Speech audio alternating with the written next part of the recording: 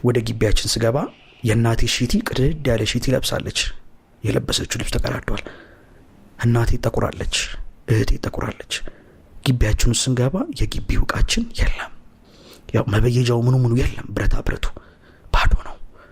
ወደ ቤታችን ዘልቄም ስገባ በፊት አቃቸው የነበሩ የቤት ዕቃዎች የሉም። አሁን ገባኝ የተከፈለው ዋጋ። ለካ ያ ሁሉ ነገር ተሸጦ ነበር። ለካ እኔ ስላክ የነበረው ቻይና። እኔ ድሮ ደረጃ ተማሪ ስለሆነ ተኛባት የነበረችው አልጋ ላይ እዛ ላይ አባቴን አስተኙት። በእንደዚህ በግራው ነው የሚተኛው። ወደ ግድግዳው ፊቱን ዞሮ ተኛ። በዚህኛው ጎኑ 7 ወራት በአንድ ጎኑ ነው የተኛው። አይቀመጥም። ለሌላ ነገር ለመጽዳዳት ካልሆነ በስተቀር አይነሳም። 7 ወር በዚህ የተኛውና አልጋው ላይ አስተኛሁት። እናቴንም እህቴንም ሳያት በጣም አዘንኩ። እህቴ ከግል ትምህርት ቤት ወጣ፣ የመንግስት ትምህርት ቤት ነው የምትማረው።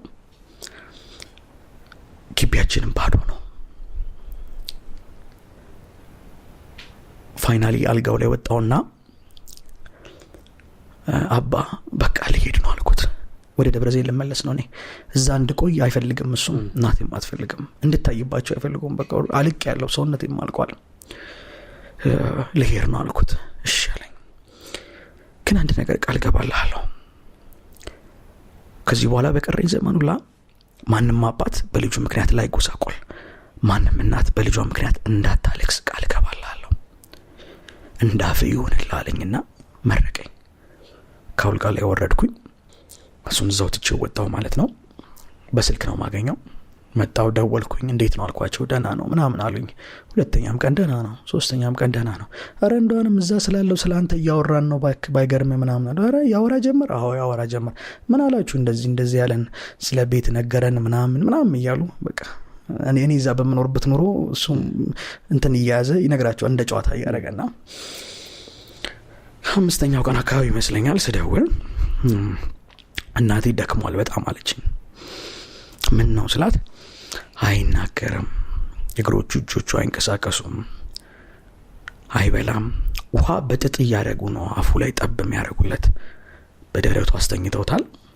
እህት ስትገባ እህትን ሲያይ ያለቅሳል እና እህትን ጎረቤት ነው የምናሳድራት። ጎረቤት ነው ታናሽት የምታድረው የምትኖረው። እሷን ባየ ቁጥር እንባ ይፈሰዋል፣ ግን መናገር አይችልም። ውሃ ጠብ ነው የሚደረግለት። ከዚህ በታች እንዳለ ሰውነቱ አይሰራም። በቃ ትንፋሹ ጫፍ ላይ ነው ያለችውና እንደዛ ሲሉኝ ፊል አረኩኝ። ግን አሁንም እግዚአብሔር እንደሚያድነው ተስፋ አልቆረጥኩም ነበር።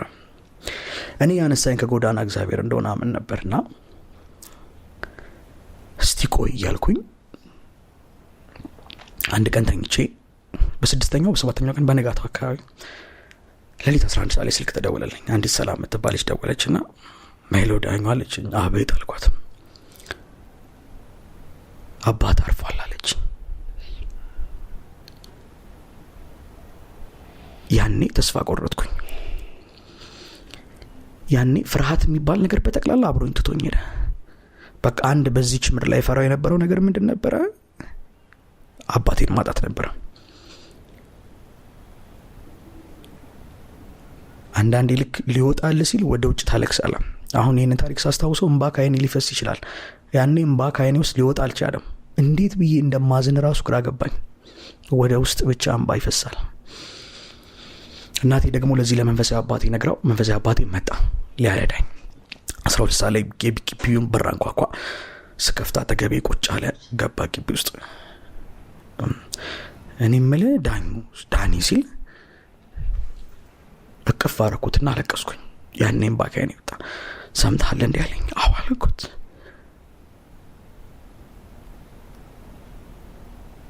ትርጉም አጣብኝ። ያኔ በቃ ማያቸው ነገሮች፣ ያሰብኳቸው ነገሮች በተክላላ ሚኒንግለስ ሆኑብኝ።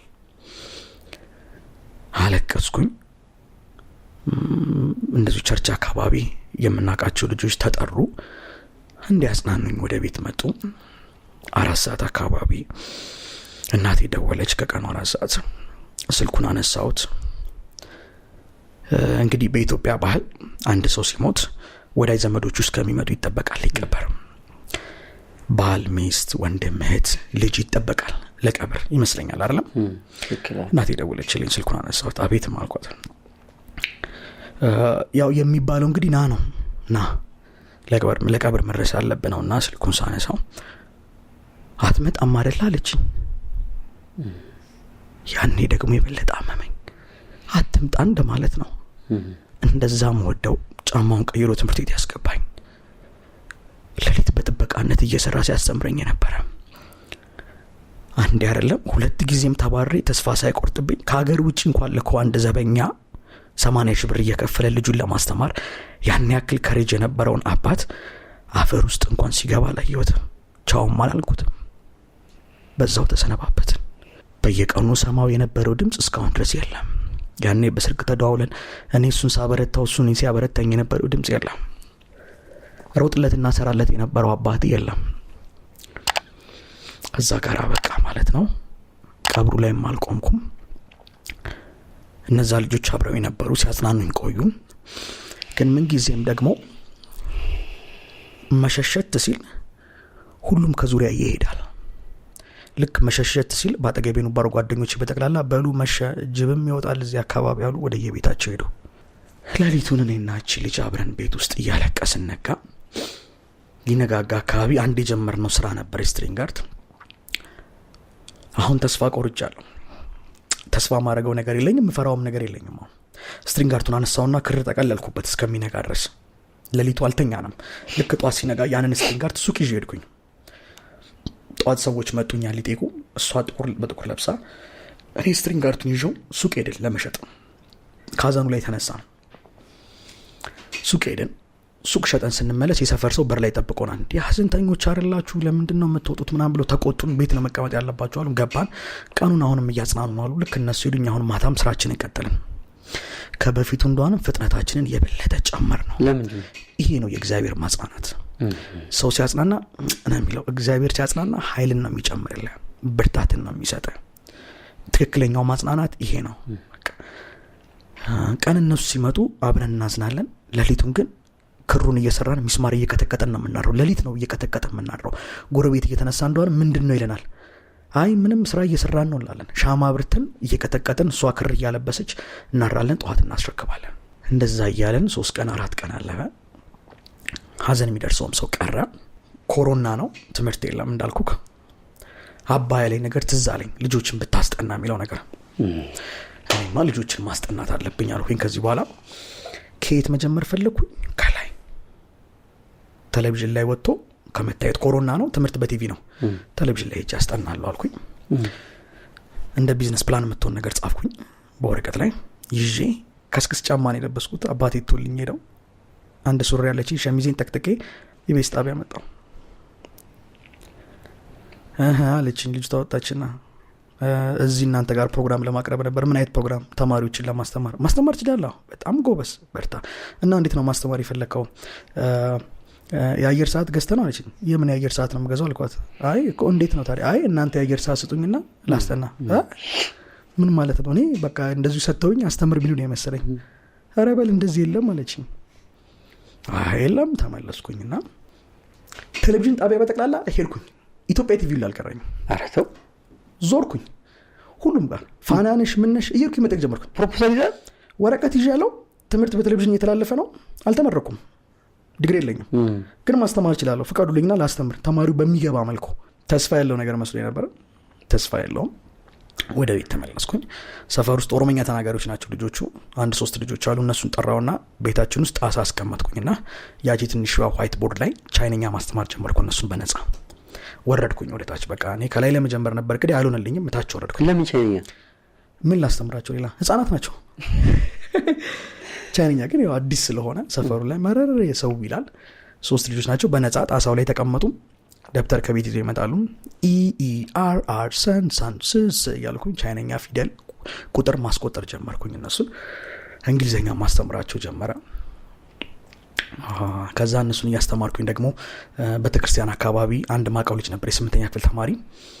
እና እሱን እንዴት ነው የሚያስጠናት ሰው አትፈልግም አልኩት። ፈልጋለሁ በነጻ አልኩት። ኧረ በቃ ኧረ 1-2 ጓደኞችም አሉኝ አለ። በቃ 3ታችሁ ዳስጠናችሁ አልኩት። ኧረ አዎ እሺ አለኝ። እዛ ቸርች ውስጥ የነበረውን መንፈሳዊ አባቴን አማከርኩት ትንሽ ክላስ እንዲሰጠኝ እንዳስጠናበት በቀን ለ1 ሰዓት ምናምን ማለት ነው። ግን ዋይት ቦርድ መግዣ የለኝም፣ ትልቅ ዋይት ቦርድ ያስፈልጋል። ከዛ ባለቤቴ ሰው ቤት ነው የምትሰራው እንዳልኩክ ሰርታ ደሞዝ ተቀብላ ስትመጣ መንገድ ላይ ተገናኘን። እማ አልኳት ባለቤቴ ማለት እንግዲህ ከጎዳና ያነሳችን ጋር ባለትዳር ቆይተናል። ዋይት ቦርድ ልገዛ ነበር አልኳት እና ላስተምር። እንዲህ በጣም አሪፍ ነው አለችኝ። በጣም ጥሩ ስንት ነው የሚከፍል አንድ ተማሪ አለችኝ። በነፃ አልኳት። ህርክ እኔ የሱ ልብስ አጥቤ ያመጣሁትን ገንዘብ አንተ ዋይት ቦርድ ገዝተህ በነፃ ልትጫወትበት? አልሰጥም እያለች እባክሽን ስጭኝ። አልሰጥም። ስንት ብር ነው የምትፈልገው? 600 ብር እጇ ላይ የሚቀራ 700 ብር አይሞላም። በቃ እና ግድ የለሽም እንዳው ስጭኝ እንጂ ከዚህ በኋላ ይህንን ህይወት አንደግመውም። በቃ ትተነው ነው የምንወጣው። ይህን ህይወት እንዲቀየር አትፈልጊም? ፈልጋለሁ። በቃ ከፈለግሽ አልሰጥም። የሰው አጥርጋ ቆመን ተጨቃጨቅላለሁ እና መጨረሻ ላይ አለቀሰችላ። ግድ የለሽም ብያት ያው ተወደኝ ስለነበር ብቻ እሺ ብላ ሰጠችኝ 700 ብር። 700 ብር እንጂ ሄድኩኝ። እሷ ወደ ቤት ባዶ እጇን ገባች። አንተ እንጨት ለመግዛት ሄድኩኝ። ዋይት ቦርድ ቦርዱን ገዛው። ቦርዱን ይዤ ተሸክሜ ያመጣው እዛ የሰጠኝ ቤተክርስቲያን ውስጥ መንፈሳዊ አባት የፈቀደልኝ ክላስ ውስጥ አስቀመጥኩኝ። ፓርከር ገዝቻለሁ 2 ፓርከር። ነገ እንዲመጡ ደወልኩ ለልጆቹ። 3 ልጆች በንጋታው መጡ። አስተማርኳቸው ፊዚክስ። ወደዱት። ብለው ጀምሮ ብለው ጨረሱ። 2ኛ ቀንም መጡ፣ 3ኛ ቀንም መጡ በነፃ። ኮሮና ነው ትምህርት ተዘግቷል አልኩ እያልኩኝ እየወደዱት መጡ። እና ኢቨን ኢፍ አንዳንዴ ሲቀሩ አለቅሳለሁ። ይቀራሉ አንዳንዴ ልክ ሲቀሩ ወደ ውስጥ ነው ሰፈር ውስጥ ነው። ከሰፈር ውስጥ ፓልት ድረስ ወጣለሁ። ቤታቸው ድረስ መጣለሁ ማለት ይችላል። በቃ የታሉ አይመጡም እንዴ ብዬ በቃ ማስተምርበትን መንገድ ያወዱት ማለት ነው። እኔ አስተማሪ መሆን አልችልም ማለት ነው። በቃ ምንድነው መሆን የምችለው? እያለቀስኩ ይመጣሉ። ተመልሼ ስመጣ አገኛቸዋለሁ። የት ነበራችሁ? አይ የሚኒስትሪ ፎርም እኮ ኑና ሙሉ ተብለን ነው ትምህርት ሊከፈት ነው ሲሉኝ እንደ አዲስ ደስ ይለኛል። ሲቀሩም ባምባ ነው የሚለኝ። በነፃ ነው ማስተምራቸው። ፓርከር እንዲሁ ከሱ ከመንፈሳዊ አባቴ ላይ ገንዘብ እየተቀበልኩ ምናምን ነው የምገዛው። ከሩቅ ነው የምመጣው፣ ከገጠር ነው የምመጣው። እንግዲህ ከስክሱ ጫማዬ ተጣሟል። ተረከሱ ምለብሰው ጫማ በ6 ወር ነው ባይዘው ጫማው ይጣመመው። ከስክስ ግን የፖሊስ ጫማ ብረት ጫማ ነው። በ6 ወር ተጣሟል። ኪን ነበር የመጣው ገዝተህ? አባቴ ነው ሰጥቶኝ ሄደው። አባቴ ከመሄዱ በፊት እሱ ይዞት መጥቶ ነበርና ይሄ ይሆናል ለክረምት ብሎ አስቀምጦልኝ ነው። እኔ ተመላለስክበት ነው? አዎ በእግር ነው መላለሰው። ልጆቹ ግን ትምህርቱን ወደውታል። ኢንስፓየርድ ሆነዋል። በጣም ገብቷቸዋል። 8ኛ ክፍል ተማሪ ናቸው። ከዛ ትምህርት ተከፈተ። ወደ ግቢ ወደ ክላስ ግቡ ተባሉ። ያኔ ልክ ወደ ግቢ ሲገቡ የነሱ ፊዚክስ መምህር ወጥቷል። የለም የፊዚክስ መምህራቸው። የፊዚክስ መምህር ጠፍተው ስለነበር ይሄ ከ3 ልጆች አንዱ ይሄድና ለዳይሬክተሩ አንድ ልጅ ያስጠናን ነበር፣ ጎበዝ ልጅ ነው፣ እሱ ያስተምረን ይለዋል። እሺ ስልክ ቁጥሩን አምጣ ይለዋል። ስልክ ቁጥሬን ሰጠው። ይህንን ፕሮግራም ስፖንሰር ያደረገልን ድራዲስ አልሙኒየም ነው። ህንፃ እንሞሽራለን ይላሉ ድራዲሶች። ህንፃው የአልሙኒየም ስራ ላይ ከደረሰ ግን እርሶ ያርፋሉ። ድራዲስ በኃላፊነት ተረክቦ በጥራት በፍጥነት ሰርቶ ቁልፉን ያስረክቦታል። ቁጥራቸው ከስራ አለ፣ ደውሉ። ድራዲስ አልሙኒየም ከልብ እናመሰግናለን። ከዛ ጠዋት ላይ ከባለቤቴ ጋር ጋሪ ላይ ቁጭ ብለን ስትሪንግ አርቱንም አልተሆነም። ስትሪንግ አርቱን ይዘን ከሸም እያለን ስንመጣ ስልኬ ጮኸ። 11 ቤት ነው። ሳነሳው ሄሎ አቶ እንትና እባላለሁ ከቤተልሔም ትምህርት ቤት ነው አሉ። እና መተህ እንድታስተምር ነበር። ለምን ሲጀምሩ መምህር ዳንኤል ብለው ነው የጀመሩት። ጋሪ ላይ ዘለልኩኝ። ኖ ዋን ኮል ሚ ላይክ ዳት። የመጀመሪያ ነው። አልተመረኩም፣ ዲግሪ የለኝም። እስከ 12 ነው የተማርኩት። ዩኒቨርሲቲ ስባረር ነው የጨረስኩት። አስተማሪ ልሆን ነው አልኩኝ። ልቀጠር ነው። መተህ ልታስተምር ትችላለህ ሲሉኝ ኮራ አልኩኝ። ነገ ነው የምመጣው፣ ዛሬ አይመቸኝም አልኩኝ። አንተ ጋሪ ላይ ነህ? ጋሪ ላይ ነኝ። ወረድን። ከጋሪ ስትሪንግ አርቱን አድርሰን ተመለስን። ከባለቤቴ ጋር ጨፈርን። እዛች ደሳሳ ጎጆ ቤት ውስጥ በደስታ ዘለልን። ለምን ስትመለሱ? ደስ ብሎን ነው። ምክንያቱም ደሞዝተኛ ያለውና ቋሚ ደሞዝ አለኝ ማለት ሴፍ ነው ሁሉ ነገር። የቤት ኪራይ መንከፍል አናጣም። የቤት ኪራይ አከራዩ የ2 ወር 3 ወር ይተውልናል እያዘነ መጥቶ ፊታችንን አይቶ አዝኖ ወይ የሆነ ስትሪንግ አርት እንሰጠዋለን ይዞ ይሄዳል። ሽጥና በቃ ይሄንን እንካ ምናምን እያልነው በነጋታው ጠዋት ልብሴን ለብሼ ሸሚዜን ጠቅጥቄ ከቻይና የተባረርኩበት ሰርተፍኬት ነው ያለኝ። እሱን ይዤ ያው ግቢ ስገባ JW የሚባል የቪዛ ወረቀት አለ። እሷ ወረቀት አለችኝ። ፔትሮሊየም ኢንጂነሪንግ እንዳጠናው አዲስ አበባ ዩኒቨርሲቲ ኮስት ሼሪንግ ምናምን የሞላውበት ወረቀት አለኝ። ሌላ ምንም ሰርቲፊኬት የለኝም። ማንም ሰው ሰርቲፊኬት ሰጥቶኝ አያውቅም። ግን ልትሄድ ስትል የቪዛ ወረቀት አለ። አዲስ አበባ ዩኒቨርሲቲ ኮስት ሼሪንግ የሚባል ለምግብ ምናምን የሚሞላ እሱን ያለኝ። እነሱ ምናምን ሰብስቤ አዲስ አበባ ዩኒቨርሲቲ መታወቂያ ያለችኝ እሷን፣ የቻይና መታወቂያ ያለችኝ እሷን አድርግቼ በባይንደር አድርግቼ ልክ እንደ CV ተገዳለ ወራሱ እኮ አይመጣም ራሱ ልክ ጉዞ ሲጀምር ከነበርንበት ከገጠራሙ አካባቢ ወጥቼ ስፓልቱ ዳር ስደርስ ማስታወቂያ ተለጥፏየው ስልክ ጀት ላይና ቤተልሔም ትምህርት ቤት የፊዚክስ መምህር እንፈልጋለን በዲግሪ የተመረቀ 2 ዓመት ስራ ልምድ ያለው ይላል። ከዚህ በፊት እነሱ ለጥፈዋል ለካ እየፈለጉ ነው ሳይ ዲግሪ 2 ዓመት ስራ ልምድ እኔ የለኝም። 2 ዓመት ስራ ልምድ የለኝም፣ በፊዚክስም ዲግሪ የለኝም። ልመለስ አልኩና አይ ብዬ ሄድኩኝ። ግን ባላየሁት ብዬ እንትን አልኩኝ። ኮንፊደንስ መጣው። አሁን የሆነ ነገር ኮምፔር እያደረገ ነው ከኔ ጋር። እኔ በእጅ ያለችው ትንሽ የበትርናት ባህር ነው እየጠበቀኝ ያለው ማለት ነው። አሁንም ትንሽ ስፓልቱን ተሻገሬ እንዲሄድኩኝ አሁንም ያንን ማስታወቂያ 2ኛ ጊዜ አነበብኩት። እንዴ መገጣጠም ደግሞ አይ አልኩኝ በቃ አይ ተስፋ ያለኝ አይመስለኝም። ልክ ግቢው በር ላይ ማስታወቂያ ቦርድ ላይ ተለጥፏል። ድጋሚ ቲቾ ገባው። ዳይሬክተሩ አገኘኝ። እሺ እንዴት ነህ? ሰላም ነው ሰላም ነው። አንተ ነህ መምህር ዳንኤል? አዎ እኔ ነኝ። እስኪ ወረቀትን ስጠኝ የተመረክበትን ሲሉ አይ እኔ እኮ አልተመረኩም ብዬ ገና እንዲህ ስል በልበልበልበል ተወው በቃ ካልተመረክ አሉኝ። ማስተማር ከባድ ነገር ነው እንዴ? ይሄን ያክል እኔም እኮ ቢሆን መጽሐፍ አንብቤ ገብቼ እኮ ማስተማር እችላለሁ። ምን አንብበ ያነበብከውን እዚህ ጋር ለሰዎች መናገር ነው። ምን የሚከብድ ነገር አለው? እኛ የምንፈልገው የተመረክበት ዲግሪ ስራ ልምድ ባይኖርም እንደው በዚህ በፊዚክስ ካልተመረክ ምንም አይሰራልንም አሉት። እንደዛ እያሉ ምክትል ዳይሬክተሩ ኳላ መጡና አግኝተናል አንድ አስተማሪ ማስተርስ አለው ምናምን አሏቸው። ሲሏቸው በቃ እንግዲህ ሌላ ጊዜ ስራ ካለ እንደውላለን ሂዳሉኝ። እሺ ብዬ ወጣው። ወደ ቤት መጣው። ድጋሚ እነዛን መጽሐፍቶች ከፍቼ ሳነባ መሸው። I didn't give up።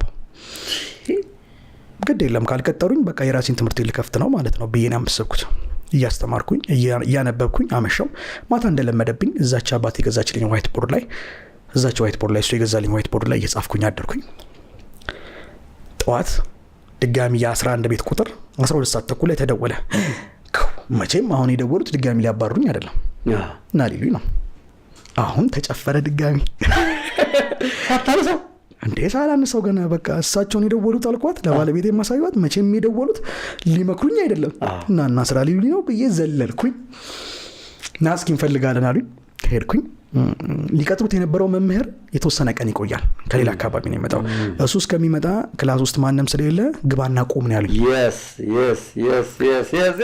ዋና መግባት ነው። አስተምር አይደለም ግባና ቁም ነው። ጠብቅ ልጆቹን በቀን 50 ብር ይከፈላል ነው። አረ በነፃ ቆማለሁ አልኳቸው። በፊዚክስ ፔሪድ ገብቼ ነው ቆማለሁ። ባዶ እንዳይሆን እየገባ ያቸው ነገር እና በቀን 50 ብር አረ ምን 50 ብር እኔ በነፃ ገብቼ ቆማለሁ አልኳቸው። አይ የትምህርታችን ህግ አይፈቅድም፣ ገብተህ እንከፍልሃለን፣ ልጆቹን ጠብቅ። እሺ አልኳቸው። ዳይሬክተሩ ጋውን ነበር አይተሱ የተንጠለጠለ ይሄን ጋውን ልበስ ብለው ሰጡኝ። እንዱ ቾክና ዳስተር እንደዚሁ ሰጡኝ። እጄ ላይ ይዤ ገባሁ። ባዶ እጄ ነኝ። ወረቀት የለኝ፣ ደብተር የለኝ። ገርም ነው። ቾክና ዳስተር ይዤ ገባሁ። ልክ ክላስ እንደገባሁ ምዕራፍ 0 ብዬ ጻፍኩኝ። ዩኒት 0 ፊዚክስ ምንድን ነው ከሚለው ሐሳብ ጀመርኩኝና ያንን ለተማሪዎቹ አብራራውላቸው። አብዛኛው ተማሪ ግን እንደምታውቀው ፊዚክስ አይወድም። ጓዳ ቤታቸው አሁን ክላሳቸው እንቅስቃሴ በሚያደርጉበት ቦታ ሁላ ያለ ነገር ነው ለካ ትምህርቱ። ያን አንደርስታንድ አላደረጉትምና ከህይወት ጋር ነበር አገናኘው የነበረው። ለምሳሌ በፊዚክስ ኒውተን ሰርድሎ የሚባል አለ፣ ግብርና አጸፋ ግብር የሚባል። ይህንን ወንበር በ10 ኒውተን ከመታው በ10 ኒውተን ነው የሚመታ። ይሄ ወንበር እንዳያሳምም ቀስ ብለህ መታው ነው የሚለው። እና እዛ ፕሪንሲፕል ላይ ምን ያስቀምጣል? የሰው ልጅ ወደፊት ለመራመድ ኃይል ወደ ኋላ ነው የሚያወጣው። ተፈጥሮ ናት ወደፊት የምትገፋው። ወደፊት ልራመድ ብለህ ወደፊት ኃይል ብታወጣ ትደፋለህ፣ አትራመድም። ምናልባት አሁን እንደው ሙቪ ያረክ ራሱ ካየው እንዲህ ስትል ኃይል ወደ ኋላ ታወጣለህ። ወደ ኋላ ኃይል ወደ ኋላ ስታወጣ ተፈጥሮ ናት ወደፊት። እሺ እስኪ ወደፊት ተራመዳውና ኦኬ ያዘው። ያኛው እግር ወዴት ነው እየተራመደ ያለው? ወዴት ነው ኃይል የሚያወጣው? መሬቱን ወዴት ነው የምትገፋው? ወደ ታች እየገፋው ነው። ወደ ኋላ ነው የምትገፋው። አሁን እግርን አንሳው ብልክ እስኪ አንሳው ብለህ ነው ያኛውን እግርን አንሳው።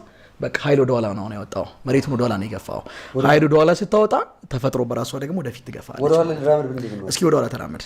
ያዘው ይሄኛው እግር ወዴት ነው? መሬቱን እየገፋ ያለው ወደፊት ነው። ስለዚህ ወደፊት ስትገፋው ተፈጥሮ በራሷ ወዴት ትገፋለች? ወደ ተቃራኒ ይገፋል። አዎ ምናልባት ይሄንን ነገር አሁን ጨረቃ ላይ ብናደርገው ኖሮ ኃይል ወደ ኋላ ስታወጣ ወደፊት የሚገፋ ሌላ ኃይል አይኖርም ነበር ማለት ነው። ምድር ላይ ግን ፈጣሪ የስበት ኃይልን ፍሪክሽን አስቀምጧል እና ብዙ ጊዜ በህይወታችን ወደ ኋላ የሚጎትቱን ነገሮች በጠቅላላ ሊያስፈነጥሩ ነው። ወደ ኋላ የሚጎትት ፍሪክሽን የሚባለው ፍሪክሽን ምን ጊዜም ወደ ኋላ ነው የሚጎትተው። ወደ ኋላ የሚጎትተ ኃይል ባይኖር ኖሮ የሰው ልጅ ወደፊት አይራመድም። ያንን ነገር አንደርስታንድ ሲያደርጉት ደስ አላቸው። የመጀመሪያዋ ቀን አለቀች። ሁለተኛ ቀንም ገባው። 4 ክላስ ነው 9ኛ 8ኛ ABCD ነው። 4ቱንም ክላስ አስተማርኩ። ሁለተኛም ቀን አስተማርኩ። ምዕራፍ 0ን ጨርሼ በአንድ ቀን ሁለተኛው ቀን ምዕራፍ 1 ብዬ ጀመርኩኝ እና ድምጼ በጣም ነው የሚጮህ።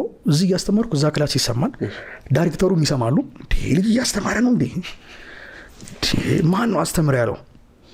ከዛ በሶስተኛው ቀን ምክትል ዳይሬክተሩ መጡና አይ በቃ ያው ሌላው መምህር መጥቷል እንግዲህ እኔ ሊያስወጡ ነው፣ ግን ከተማሪዎቹ ኮመንት ሊሰበስቡ ፈለጉ።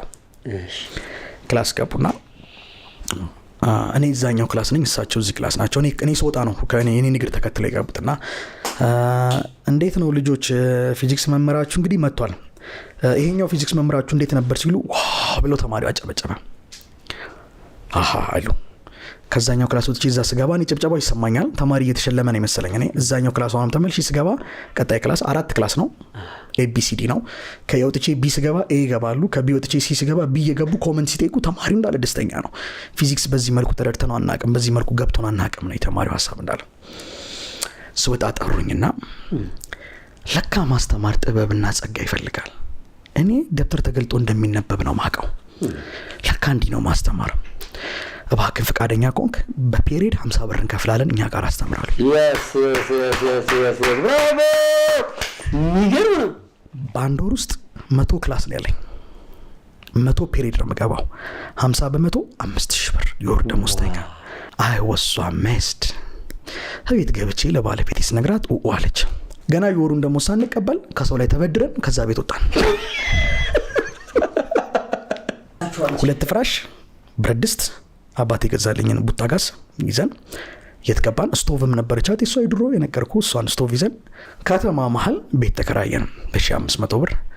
ስንገባ አከራዩም አየችንና አይ እነዚህ ልጆች እንደው ለእናቷ ደውላ ነው የምትናገረው፣ ከዛ በኋላ ነው የምታጫውተን።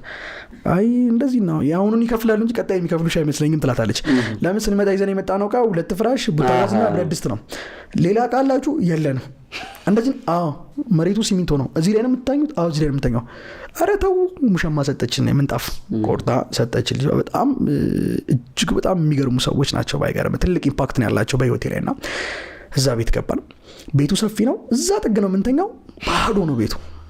ከዛ አንተ ፊዚክስ እያጠና ትጮህበታል። ወሩ አለቀ። ደሞዝ ሲሰጥ ተቆራርጦ 3000 ምናምን ብር ይደርሰኝ። አላመንኩም። እንዴ እኔ እኮ 5000 ብር ነው ብዬ ነው አምኜ ወጣሁት ከዛ ከገጠር። ከዛ ድጋሚ አልኩኝ፣ ከፋኝ። ግን ማስተማሩን በጣም ወድጄው ስለነበረ ልጆቹ ሚኒስትሪ ተፈተኑ። ሁሉም ሃይስት ማርክ አመጡ በፊዚክስ። 100 ያመጡ ልጆች እንደሆነም 0 ቁጥር የላቸውም። ሚኒስትሪ ፈተና ነው ነገር እና ዊዚን 30 ሚኒት ነው የጨረሱት። በ30 ደቂቃ ነው የጨረሱት። እስካሁን ድረስ ዳይሬክተሩ ያነሱታል እስከዛሬ። እንዳው አንተ ያስተማርካቸው ልጆች ይላሉ። 1 ወር ነው ያስተማርኳቸው እነዛ ልጆችና ትምህርት ቤቱ ጠራኝ፣ አመሰገነኝ። ቀጠልኩኝ። 8 ነበር ማስተምረው፣ አሁን 9ኛ ክፍል ማስተምራለሁ። ቀጠልኩኝ እያለ 9 አስተማርኩኝ። ከዛ ደግሞ አይ ብላ 11ኛ ክፍል ማስተምራለሁ። 9ኛና 11ኛ ክፍል ይዤ ማስተማር ጀመርኩኝ። ደሞዜ እያደገ መጣ። እንዳው ደሞዜ ያደገበትን መንገድ እዚቹ ጋር ጠቆም ማርክ ይችላል። ፌስቲቫል ምን ሆነ መሰለህ እንግዲህ 3000 ምናምን ብር ነው የሚከፈለኝ። የቤት ኪራይ እንከፍላለን፣ ከዛ ይበላል። ባለቤት ስራ ቆመች እየሰራች አይደለም እሷ፣ አረፍ ብላለች። በጣም ተጎድታለች በጣም እና ከለታት በአንድ ቀን አስተምሬ መጥቼ ምሳ በልቼ ልመለስ ነው። ምሳ ቋጥሬ ይዤ አልሄድም። ያው እንዲህ ውፍር ያለ ሽሮ ነው የምትሰራልኝ እና አንድ ቀን ይዤ ስከፍተው አስተማሪው እንዳለ ስቆ በግድ እያኘኩ ነው የሚዋጥልህ። ያው ሽሮ ደግሞ በባህሪው ድርቅ ይላል ሲውልና ያ ስለሆነ በጣም ስለሚያሳፍረኝ ይዤ አልሄድም። ምሳ ቤት መጥቼ በልቼ ነው መለሰውና ቤት ቁጭ እየበላው ደሞዝ ገባ። ስልካችን ላይ ቴክስት ገባና ስልክ የሌለውን ቴክስት ልክ ሳነበው 9400 ብር ይላል። አላመንም። ከቤቴሌን ትምህርት ቤት ደሞዝ ይላል። ደነገጥን። ሳታውቁም ተጨምሮ አላወኩም። 3000 ምናምን ብር ነው እኮ ደሞዜ። አሁን 9400 ደነገጥን። ከዛ አይ አልኳት በስተት ነው የገባው አልኳትና ይኸውልህ የሰው ልጅ መጥፎነቱ አሁን ነው ሄደን ገንዘቡን እናውጣው አልኳት። ሳያወጡት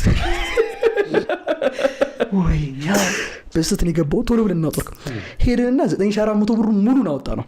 እሺ እንዴ ነገ ቢጠይቁስ ነገ እንዳይጠይቁኝ አልኳት። እቃ ወዲያውኑ ገዛዛንበት።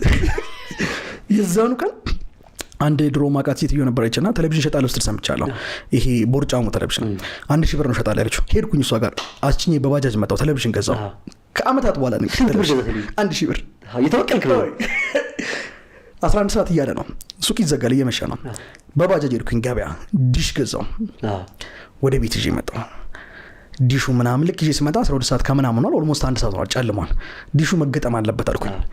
በባትሪ ስልክ እንጨት ላይ ዲሽ እንገጥማለን አይችልም ሞተው ስልክ እንጨት ላይ ዲሽ እንገጥማለን የሚል በባትሪ ፈልጌ ደወልኩኝ። ይሄ ዲሽ ሰራል? አዎ ሰራል። የት አካባቢ ነው? እዚህ አካባቢ።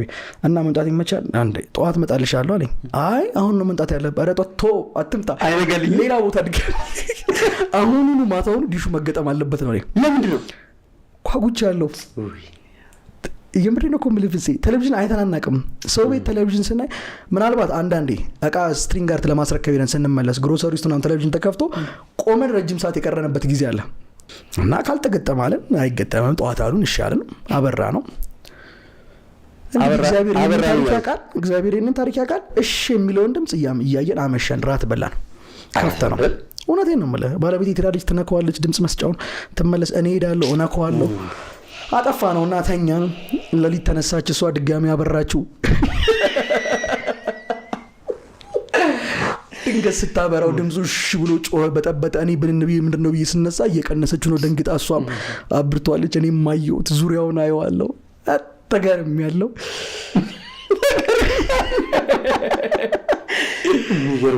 ነጋ። ዲሹ ተገጠመ። እነ ኢቢኤስ ሲኒማ የመጡበት ጊዜ ነው። ቃና የመጣበት ጊዜ ነው። ተከፈተ ኢቢኤስ ሲኒማ ምናምን። ደስ አላት። እሷ ቁጭ ብላ ታያለች፣ እኔም አያለሁ። ስራ ቦታ ሄዳለሁ። ልክ ስራ ቦታ ሲሄድ ይሄ ነገር እንዴት ነው ብዬ መምህራኖቹን እዚህ ትምህርት ቤት ደሞዝ ይጨምራሉ እንዴ ምናምን ስለ ደሞዝ አልጨመሩም በሆኑ አልጨመሩም። እሺ በቃ ጸጥ። ይሄ ትምህርት ቤቱን ዳይሬክተር ሳየው በዛ ጋር ዞራለሁ ጠርቶ እንዳይጠይቀኝ ብዬ ገንዘቡን ቴሌቪዥን በሰቀቀን ነው ማልፈው በቢሮ ጋር ወደ ክላስ ገባ። በቀጣዩ ሁለተኛው ወር ያው ነው ገንዘቡ። አሃ አልኩኝ አሁን ተጨምሮልኝ ነው ለካ አልኩኝ። ያመንኩት ሁለተኛው ወር ያው ደሞዝ ሲገባ እና ትልቅ ደሞዝ ነበር በሰዓቱ ትምህርት ቤቱ ከሚከፍለው ክፍያ ውስጥ 9 እና 11ን በዛ ሁኔታ ማስተማር ጀመርኩኝ። እያልን ጨረስን። ከዛ 12ንም እንዳስተምር ፍቃዱ ተሰጠኝ። የመጀመሪያውን አመት በአመቱ ምርጥ አስተማሪነት ጨረስኩኝ። ሁለተኛውን አመት ገባን። ሁለተኛውን አመት በአመቱ ምርጥ አስተማሪነት ጨረስኩኝ። ሽልማት ነበር ወይ እንደምታውቀው? ሰርቲፊኬት ሸለም ነበር። የትምህርት ቤቱ ባለቤት ሰዓትም ሸልሞኝ ነበር። አመቱ መጨረሻ ላይ ትላልቅ ኤግዚቢሽኖችን አዘጋጃለሁ። ተማሪዎች ከክላስ ውስጥ ከ16 እስከ 17 ወይም ከ17 በላይ የሚሆኑ ተማሪዎች 100 ያመጣሉ። 17ቱንም ከወር ደሞዜ ላይ መጽሐፍ ገዝቼ ሸልማለሁ። ወላጅ ጠርቼ እያስጨበጨብኩ ሸልማለሁ። ቶፕ የሚያመጡትን ደግሞ የአንገት ሐብል ሸልማለሁ ከደሞዜ ላይ። ተማሪዎቹም በጣም ኢንስፓየርድ ሆነዋል። ከሁሉም ትምህርት 100 ለማምጣት ተማሪ የሚሮጠው ፊዚክስ ነው። ይህ ሲሆን ቤት ደውል ነበር እናት ጋር ወንድሞች ጋር ስላባት ታስታውስ ነበር? እናቴ ኦልሞስት በቃ ሽንት ቤት ነው የምታጥበው፣ የሰው ልብስ ነው የምታጥበው። እንደዛ ነበር የምታሳልፈው አባ ከሞተ በኋላ። ከዛ በኋላ ግን በየወሩ እኔ ተቆራጭ አረጋለሁ፣ እሷን ሰፖርት አረጋለሁ፣ እህቴን ደግፋለሁ። በዛው የቤተሰባችን ታሪክ ተቃንቷል። ኮንስታንት የሆነ ገቢ ያለኝ በዛ መልክ ህይወት ቀጠለ ማለት ነው። አባትን ታስታውስ ነበር ቢኖር ምናምን ብለህ አስበህ? ኤቭሪዴይ አሁንም እያወራሁ እኮ አስታውሰዋለሁ። እንደው ቢያየው ብዬ እመኛለሁ። ቢኖር አትሊስት ነጭ ሸሚዝ ለብሼ ቢያየኝ፣ እንደዚህ ንጹህ ቀበቶ አርግቼ ቢያየኝ እመኛለሁ። አሁንም እንደው እናቴ ከምታየኝ በላይ አሁን እሱ እያየኝ እንደሆነ ይሰማኛል። ግን እና ህይወት በዛ መልኩ ቀጠለ። ትምህርት ቤት ውስጥ ጥሩ ስም መገንባት ቻልኩኝ። የወላጆች ስብሰባ ላይ ወላጆች ብዙ ጊዜ አፕሪሺየት ያደርጉኛል። ሳያደንቁት ሳይጠሩት ማያልፉት ስም ሆነ። ቲቸር ዳንኤል የሚባለው ነው። እያለ ምን አይነት ድምፅ ተሰማኝ። ከዚህ ትምህርት ቤት ውጣና ትንሽ የክላስ ተከራይተ ልጆችን አስተምር። ስንት ብር ነበር በወር የሚከፈል? ያኔ 9400 ብር አካባቢ። ደህና 9000 ብር አግኝታችሁ ጥሩ ኑሮ ይኖራል። ትልቅ ደሞዝ ነው ደግሞ እኮ። ባለቤት አረፍ ብላለች እንዴ ብዙ ነገር ተቀይሯል። ቤት ውስጥ ሰላም ምግብ ተቀይሯል። እቁብ እየጣልን ኪችን ካቢኔት ተገዝቷል፣ ኦቭን ተገዝቷል፣ ብዙ ነገር እኮ ተቀይሯል። ያን ትይወጣል። እና በወጣ ደግሞ ተመልሼ ሌላ ቦታ የሚቀጥረኝ ሰው የለም። ወረቀት የለኝም። ማንም የሚቀጥረኝ እንደ ድል ነው እኮ እዚህ ትምህርት ቤት የገባሁት። ማንም ያለ ወረቀት ሌላ ቦታ የሚቀጥረኝ ማንም። ግን ፊል አደረኩት። አንድ እምነት አለኝ እኔ ወደ ውስጤ ምንም አይነት ድምፅ ሲመጣ ወደ ውስጤ የመጣው ድምፅ ፍፄን የማይጎዳ ከሆነ እነሱን የማይጎዳ ከሆነ መልካም ሀሳብ ከሆነ ምንም ያክል ከባድ ይሁን አደርገዋለሁ።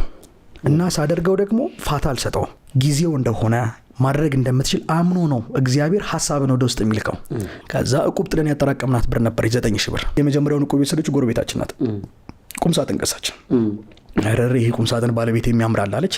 በቃ በቀጣዩ እቁብ እኛም ቁምሳጥን ነው የምንገዛው አለ ምናምን። ልክ ቀጣዩ እቁብ ሲወጣ እንደ ነገር ይወጣ ዛሬ ይሄ ድምፅ ተሰማኝ ውስጥ መልክ ተቀበልኩና እማ አልኳት አሁንማ ነገር መጣ ማለት ነው። እንደዚህ ተሰማኝ አልኳት አለችኝ። እና ድርጅት እንክፈትበት በ9,000 ብር አሁን እንክፈትበት ተሰማኝ አልኳት። እቁቡን ወሰድን። ከዛ ጎረቤቶቻችን እንደዚህ ልናደርግ እንደሆነ ሲሰሙ አሉ አልጋ የላችሁ መሬት ላይ ነው የምንተኛው፣ ቁምሳጥን የላችሁ፣ የቤት ዕቃ ታሟልም ወይ አንተ ደህና ስራ አለው ያለ የምን ድርጅት እንክፈት ነው በ9,000 ብር ኧረ ተው ብለው መከሩን። ከዛ ኧረ እኛ እቅዳችን ይሄ ነው አልኳቸው። በቃ ተው ወጣው። ህንፃ ቼክ ሳረግ አንድ ህይወት ህንፃ የሚባል አለ ደብረ ዘይት፣ ትንሽዬ ክላስ 16 ካሬ መቶን ለመከራየት ገባን። 12,000 ብር ነው፣ የ3 ወር ነው የምትከፍለው። እኛ ያለችን 9,000 ብር ናት። አካራዩን እንደው ባክህን አልኩት። እኔ ብዙ ነው አላማዬ፣ ትልቅ ነገር ነው የምሰራው፣ ገና ታሪክ ነው የምሰራው፣ ግድ የለም አልኩት። በቃ አንድ ሳምንት ስጠኝ፣ 9,000 ብር ልክፈልና ልግባበት አልኩት። ከአንድ ሳምንት በኋላ 3,000 ብር እሰጥሃለሁ አልኩት። ያለ በቃ ፈቀደልኝ። እግዚአብሔር ይስጠው፣ ሰለሞን ይባላል። ፈቀደልኝ። ገባው። አንድ ዋይት ቦርድ አባቴ ይገዛልኝ አልነበረች ቤት፣ እሷን ዋይት ቦርድ አመጣው፣ አንጠለጠልኳት። እንዴ ምንድነው እዛ መስራት የፈለከው? ማስተማር፣ ማስጠናት ነው፣ ልጆችን ማስጠናት። ወንበርስ ሌላ ቃስ እኮ ነግሬ ነው እኮ። ገባው። የቤት አከራያችን ወንበር ነበራቸው፣ 20 ወንበር ሰጡኝ። እና አንድ ትንሽ የጠረጴዛ ነበረቻቸው ሰጡኝ። አንዷን ወንበር ባለቤቴ ተቀምጣ ተመዘገብታለች፣ 19ኙን ወንበር ደግሞ ተማሪ ይቀመጥበታል ማለት ነው። እሷ ታምናለች፣ ትከተላለች። አዎ በጣም እንዴት እንደወጣን ታውቋለች። የወጣንበት መንገድና ጀመርን። እነሱ 20 ወንበርና ጠረጴዛ ሰጡን። ያቺ ትንሽ ክላስ ውስጥ አጸዳዳናት። ልሙጥ ወረቀት አመጣን። መስታወቱን በልሙጥ ወረቀት በፕላስተር ልታጠፍ ነው ወደ ውስጥ እንዳይታይ። ከትምህርት ቤት ለቅቄ ያልወጣው ገና ክረምት ነው፣ በጋ መጀመሩ ነው። በቃ ዳይሬክተሩን ሄድኩኝና ልለቅ ነው አልኳቸው። ለወጣ ነው አሉ።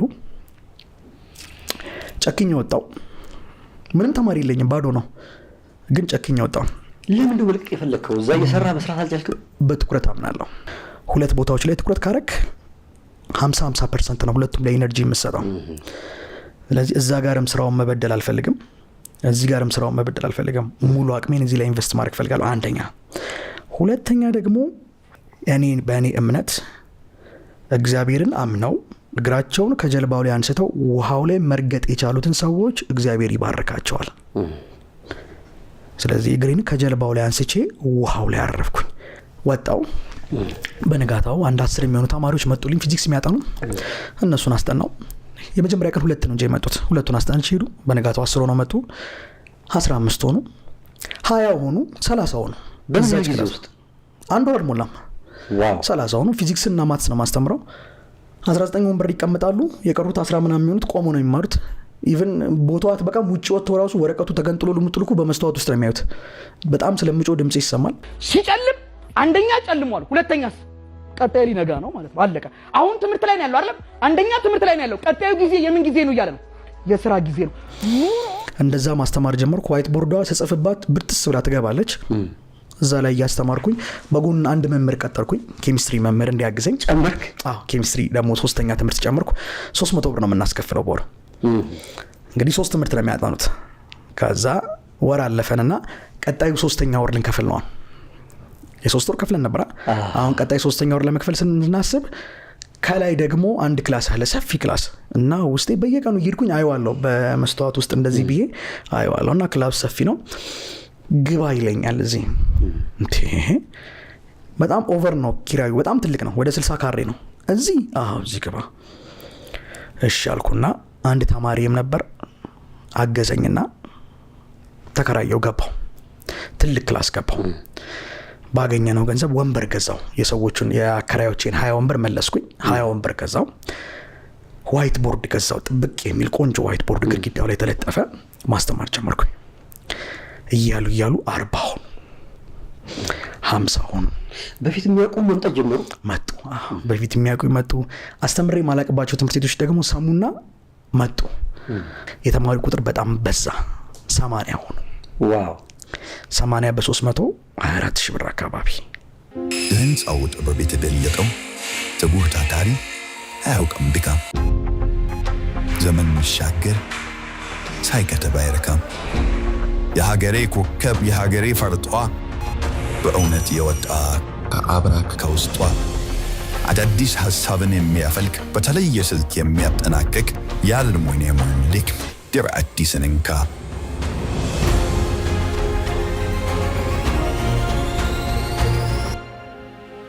የቤቱ አድባር የህንጻው ዋርካ ትራቢስ ኢንጂነሪንግ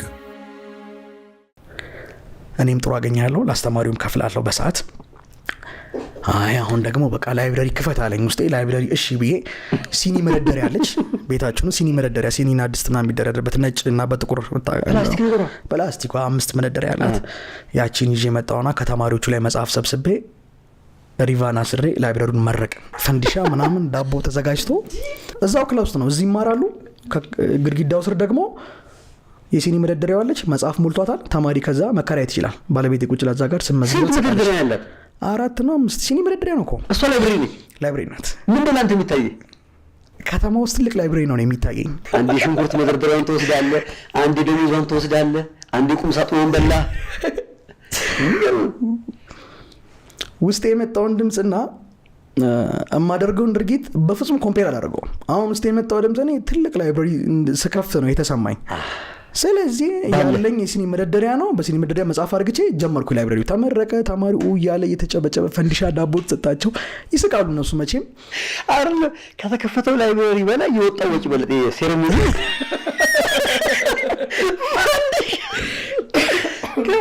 ምንም ነገር ብቻ ይታይ አለኝ የለኝም ምን አላገናዝብም በቃ ባለኝ ነገር ነው መገባበት ያለኝ ያ ነው በዛ ነው መጽሐፍም የለኝም ባይዘው ተማሪዎቹ ነው መጽሐፍ ታምጡ ብዬ ከቤት የእናት አባቶቻቸው የተማሩበትን መጽሐፍ ያመጡት ልጆቹን ግን ምድረው ከማስተማር ባለፈ በሳምንት አንድ ቀን የማይንድ ሴት ስልጠና ሰጣቸዋለሁ የኔን ያለፍኩበትን መንገድ ነግራቸዋለሁ ስለ ኢንቫይሮንመንት በደንብ አድርጌ ነግራቸዋለሁ ፈሪያ እግዚአብሔር እንዲኖራቸው ዴይሊ አስተምራቸዋለሁ የጥበብ ሁሉ መጀመሪያ እሱ ስለሆነ ማለት ነው የሰው ልጅ ደፋር መሆን የሚችለው እግዚአብሔርን መፍራት ሲችል ብቻ ነው እግዚአብሔርን መፍራት ስታቆም ደግሞ ፈሪ ነው የምትሆነው በሁሉ ነገርና ደፋርም እንዲሆኑ እንደዚህ አይነት ስልጠናዎች ሰጣቸዋለሁ በጣም ይነቃቃሉ በጣም ጂኒየስ ናቸው ፋይናሊ እንግዲህ 80 ተማሪ ሆኑ 80 ተማሪዎችን ይዘን ጨረስን የመጀመሪያውን አመት ብዙ ጊዜ ወላጆች ደግሞ የሚሰጡት ኮሜንት ነበረ እንግዲህ እንደነገርኩ አንዷ የመጀመሪያው ክላስ ውስጥ ነው ባለቤት የምዛው የምትመዘግበው ከዛ ተማሪው ይማራል ክላሱ ሰፊ ስለሆነ ግድግዳው ስር ሷት መዘገባለች ወላጅ እየመጣ ቢሮና ክላስ አንድ ላይ አይሄድም የሚል ኮሜንት ሰጠን ነበር ነው ሶስተኛ ጨመርን በጣም ሰፊ ክላስ ወደ 74 ካሬ የሚሆን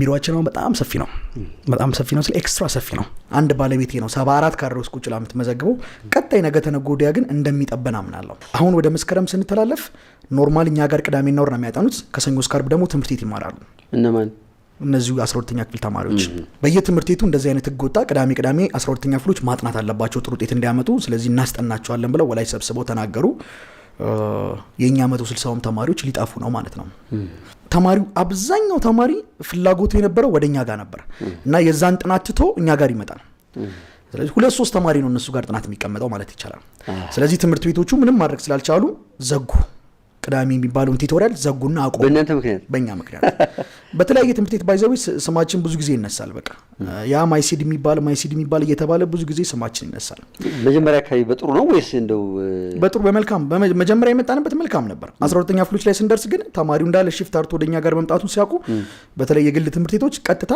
አይ ብለው በመጥፎ ሁኔታ ስማችንን ማንሳት ጀመሩ ማለት ነው ተማሪውኛ ጋር ነው 160 እየተማረ ያለው የግሎቹም የመንግስቶቹንም ተማሪዎች እኛን የምናስጠናው ስለዚህ ዘንድሮ 12ኛ ክፍል የምናስጠናቸው ተማሪዎች ውጤት ማምጣታቸው የግድ ነው አለበለዚያ ቀጣይ አመት ማይሲድ አይቀጥልም ለምን ተማሪዎቻችን እናንተ ጋር እያጠኑን የወደቁት ነው የሚባለው። ስለዚህ የግድ እነዚህ ልጆች ውጤታማ ማድረግ ምንም አማራጭ የሌለው ጉዳይ ነው። እነዚህ ልጆች ውጤታማ በማድረግ የግል ትምህርት ቤቶችንም የመንግስት ትምህርት ቤቶችንም ማሳመን እንዳለብን ተሰማኝ። እንደነገርኩ ነው ወረቀት የለኝም፣ ግራጁዌት አላረኩም። ያም አንዱ ትልቁ ጉድለቴ ነው፣ አንዱ ትልቁ ህመሜ ነው። ስለዚህ ይሄንንም ህመም አሸንፌ ወደፊት መራመድ የምችለው እነዚህ ልጆች ውጤታማ ማድረግ ስችል ብቻ ነው። ስለዚህ እነዚህ ልጆች ውጤታማ ለማድረግ የተለያዩ መንገዶችን ሳስብ ቆየው። መጨረሻ ላይ የመጣልኝ ነገር ምንድነው? ለነዚህ ልጆች በሚፈልጉበት ሰዓት ሌሊት እየደወሉ መቀስቀስ። ከሰኞ እስከ ዓርብ ባሉ ቀናቶች ላይ ለልጆቹ እየደወልኩኝ ሌሊት እየተነሱ እንዲያጠኑ ግዴታ ጣልኩባቸው። ማጥናት መለወጥና ውጤት ማምጣት መብታቸው አይደለም፣ አሁን ግዴታቸው ነው። because not only for them it's also for me። አሁን ውጤት የሚያመጡት ለራሳቸው ብቻ እንዳልሆነ ነገርኳቸው፣ ለኔም ጭምር ነው። እኔ እዚህ ከተማ ላይ የተሻለ ስም ገንብቼ የተሻለ ነገር ቢውልድ አርግቼ ድሬዳዋ ደግሞ እናቴን ማየት ፈልጋለሁ ተመልሼ። ረጅም አመት ሆኖኛል እናቴን ካየሁት። ይሄን ታሪኬን ያውቃሉ የመጣሁበትን። ስለዚህ እኔማ ሆነ መሄድ ትፈልጋለህ? ዴፊኒትሊ እኔ ማመልጠውና ምወጣው በእናንተ በኩል ብቻ ነው ብዬ አስጠንቀቂያቸዋለሁ። ስለዚህ ማጥናት መብታቸው አይደለም ግዴታቸው ነው። 160 ነበሩ ተማሪዎቻችን። ከ160 ውስጥ ኦልሞስት ወደ 110 እንደዚህ አካባቢ የሚጠጉትን ስልክ ወሰድን። ስልክ ቁጥራቸውን ተቀበልን። 4 ሰዓት መነሳት ለሚፈልግ ልጅ 4 ሰዓት፣ 5 ሰዓት መነሳት ለሚፈልግ ልጅ 5 ሰዓት፣ 6 ሰዓት መነሳት 6 ሰዓት፣ እስከ ሌሊቱ 10 ሰዓት ቁጭ ብዬ እደውላለሁ። ማታ ለሁሉም ተማሪ ቀን አስተምራለሁ፣ ማታ ለነሱ እየደወልኩኝ አድራለሁ። ወደ 110 ተማሪዎች ናቸው ስልክ የሚደወልላቸው። አንድ 30 የሚሆኑ ተማሪዎች 4 ሰዓት ነው መነሳት የምፈልገው ይላሉ። ስለዚህ 4 ሰዓት አንደኛው ጋር ደውላለሁ፣ 30ው ጋርም ደውላለሁ ማለት ነው። እንደዛ እየደወልኩ እስከ ሌሊቱ 10 ሰዓት አነጋለሁ። ሌሊት 10 ሰዓት ላይ ተኛለሁ። ባለቤቴ አጠገቤ ቁጭ ብላ ቡና ሻይ በማፍላት ደግሞ እንደዚሁ ታግዘኛለች። እስከ ሌሊቱ 10 ሰዓት እነሱ ጋር ደውላለሁ። ተመልሼ ጠዋት ክላስ ገባለሁ፣ ክላስ አስተምሩላለሁ። ድጋሚ ማታ ለነሱ ደውላለሁ። ምን ያህል ጊዜ ነው ማታ እየደወልክ የቆየኸው? ኦልሞስት 4 ወር 5 ወር አካባቢ ወደ 110 የሚጠጉ ተማሪዎች ማለት ነው። ይደወልላቸዋል፣ ከቅልፋቸው እንዲነሱ እናረጋለን፣ ኢንስፓየር እናረጋቸዋለን። በዛው ደው ያበረታታቸዋለሁ። ትንሽ ጊዜ ነው የቀራችሁ፣ አይዟችሁ በርቱ። አንዳንዶቹን ደግሞ እስቲ ካልጋ ላይ እንወርዳለን፣ እሺ ካልጋ ላይ ይወርዳሉ። ከዛ ደግሞ እስኪ ፊታችን እንታጠባለን፣ ይሄዳሉ። ፊታቸውን ሲታጠቡ ያሰሙኛል። በጣም ጥሩ፣ አሁን ደብተራችን ይዘን ወደ ጥናት፣ እሺ ቀጥታ ወደ ጥናት ይገባሉ። ዝም ብሎ ደውሎ ተነስታል አልተነሳም ብቻ አይደለም። 1 ደቂቃ 2 ደቂቃ ከዛ ተማሪ ጋር ኮንቨርሴሽን እለዋወጣለሁ። ለምን እንደደወልኩለት ለምን ማጥናት እንዳለበትም ጭምር አሳስበዋለሁ። እነዛና አይደክም። we don't have any option፣ ሌላ ኦፕሽን የለንማ። አማራጭ ቢኖረን እኮ እነዚህ ልጆች ውጤታማ የምናደርግበት እንመርጠዋለን፣ ግን ሌላ አማራጭ የለንም። በቃ ቀን አስጠንተናቸው ሌሊት ካልደገሙት ዋጋ የለውም። አንድ ሰው በሚያወራበት ሰዓት ላይ የሚያወራው ሰውዬ እውቀት ነው የሚጨምረው። የሚያዳምጠው ሰውዬ እውቀቱ የሚጨምረው የተወራለትን ነገር ደግሞ ለራሱ ሲናገረው ብቻ ነው። ስለዚህ እኛ አስተማሪዎች ቆመን ስናስተምር ልጆቹ የበለጠ እውቀት እያገኙ ነው የሚመስለን፣ ግን የኛ እውቀት ነው እየሰፋ የሚሄደው። ለዛም ነው አንድ ተማሪ አመቱን ሙሉ አስተምረው ሳያጠና ፈተና ላይ ቢቀመጥ ፌል ያደርጋል፣ ግን አመቱን ሙሉ አዳምጠዋል። ምን ማድረግ አለበት? ግዴታ ቤት ደግሞ መድገም አለበት። ራሱ ለራሱ ያንን ነገር መድገም አለበት፣ ለራሱ ሊያወራው ይገባል። ስለዚህ እኛ ጋር መጥተው ይማራሉ፣ ለራሳቸው እንዲደግሙት ደግሞ ጫና እናደርጋለን ማለት ነው። በዛ መልኩ መጣንና አሁንም ነገሮችን ሳያቸው አላማሩኝም። ቀን እያስተማርክም ማታ እየደወልክም አላማሩኝም። በዛ ጊዜ ደግሞ ፕሮፌሰር ብርሃኑ ነጋ አንድ መግለጫ ወጣ። ምን የሚል መግለጫ? አምና ያለፉት ተማሪዎች 3 ነጥብ ምናምን አካባቢ 2015 3% እኔ እንጃ እንደዛ አካባቢ ነው ያለፉትና ዘንድሮም ያ ቁጥር ይደገማል አለ። ቀጣይ ዓመትም ይደገማል። ይሄ የሚስተካከለው የዛሬ 4 ዓመት 5 ዓመት ነው አለ። ጉድ ዘንድሮም እንዳምናው ተማሪ ይወድቃል፣ እንደ 2015ቱ በ2016ም ተማሪ ይወድቃል ብሎ ራሱ ተናገረ ፕሮፌሰር ብርሃኑ ነጋ። ይሄን መግለጫ ሰማ እንቅልፍ አጣው። ተማሪዎቹ ሊወድቁብን ነው። ላምናቸውም አልቻልኩም። ማን ተማሪዎቹን ቀን አስተምሬያቸው ለሊት ደውዬላቸው አንስተው እነዚህ ልጆች አውርተውኝ ምናምን ፊታቸውን ጣተው ተመልሰውስ ቢተኙ ላምናቸው አልቻልኩም። ስለዚህ ምን ማድረግ ነበረብኝ? እጃቸው ላይ ያለውን ስልክ በጠቅላላ መንጠቅ ነበረብኝ። የብዙዎቹ ደካማ ጎን ስልክ ነበር። አንዳንድ ተማሪዎች ሌሊት ይነሱና ተነስቻል ይሉኛል። ስልካቸውን አንዴ ኖቲፊኬሽን እንዲ ብለው ቲክቶክ ውስጥ ወይ ቴሌግራም ውስጥ ይገባሉ። በዛው የሚነጋባቸው ተማሪዎች አሉ እና ጠዋት መጥተው ደግሞ እያለቀሱ ይነግሩኛል፣ ትናንትና አላጠናሁም ቲቸር እንደዚህ እያሉና። ስለዚህ ምን ማድረግ ነበረብን? የእነዚህን ተማሪዎች ስልክ መሰብሰብ ነበረብን። ወላጆችን ጠራው፣ ስብሰባ ጠራው። እሺ ከወላጆች ጋር ስብሰባ አወራው፣ ተስማማው። የሁሉንም ተማሪ ስልክ ተቀበልኩኝ። ስልክ አልሰጥ የሚል ተማሪ እኛ ጋር አይማርም። እሺ ስልካቸውን በጠቅላላ እኛ ጋር አስቀመጡ። ቤተሰብ መቆጣጠር የሚችለው ቤተሰብ ተቀበለ። ግን ቤተሰብ ለቤተሰብ ሰጥተውም ደግሞ አሳይመንት አለብኝ ምን አለብኝ የሚሉ አሉ። እነሱን ደግሞ ቤተሰብ አይ ለራሱ ለዳኒ ውስጥ አሉ የልጃቸውን ጸባይ ያውቁታል። ተቀብዬ እነሱን ስልክ አስቀመጥኩኝ ማለት ነው። ስንት ጊዜ ቀርቷቸው ነበር ለማትሪክ? ያኔ 5 ወር 6 ወር አካባቢ ይቀራቸዋል ገና። ከዛ በኋላ ቀጠለ ማለት ነው። በምን ትደውላችኋል ማታ ማታ? እንዴ በቤተሰብ ስልክ ደግሞ የቤተሰብ ስልክ ቀየረን። ግን ብዙም አልቆየንም። ስልካቸውን እንደተቀበልኩኝ ወዲያውኑ አሁንም ስልካቸውን ተቀብዬ ሳስበው ቤታቸው ቴሌቪዥን አለ፣ አልጋ አለ፣ ገብተው እንቅልፍ ይላቸው ይችላል። ከሶፋው ከጠረጴዛው ጋር ብዙ ትዝታ አለባቸው እነዚህ ልጆች። ቁርኝት አለ። ሶፋውን ሲያዩት ለምሳሌ ደገፍ ብለህ ብታርፍ ይላቸዋል። አልጋውን ሲያዩት እስኪ አረፍ ብትል፣ ቴሌቪዥኑን ሲያዩት እስኪ ትንሽ ፊልም ለምን አታይም? ፈተና አሁንም አላማረኝም። ስለዚህ ሌላ ምንም አይነት ኦፕሽን የለኝም። ኦኬ ለምን ከትምህርት ቢሮ ከትምህርት ቤት መጥተው ቢጠይቁኝ የማሳያቸው ወረቀት የለኝም። ነገር ግን ነገ ከትምህርት ቢሮ ከሌላም ቦታ ቢመጡ ግን የማሳያቸው ውጤት ይኖረኛል። ይሄው እነዚህ ልጆች ውጤት አማርግቻለሁ። አይኖ ወረቀቱ የለኝም ግን እነዚህ ልጆች ውጤት አማርግቻለሁ ብዬ ሲቪ ናቸው፣ በቃ ለኔ የምስክር ወረቀቴ ናቸው። ስለዚህ ምንም አማራጭ የሌለው ነገር ነው እና የነሱ ማጥራት መብት ብቻ ሳይሆን ግዴታቸው ነው። በጣም ነው ጠንቅቀው የሚያውቁት።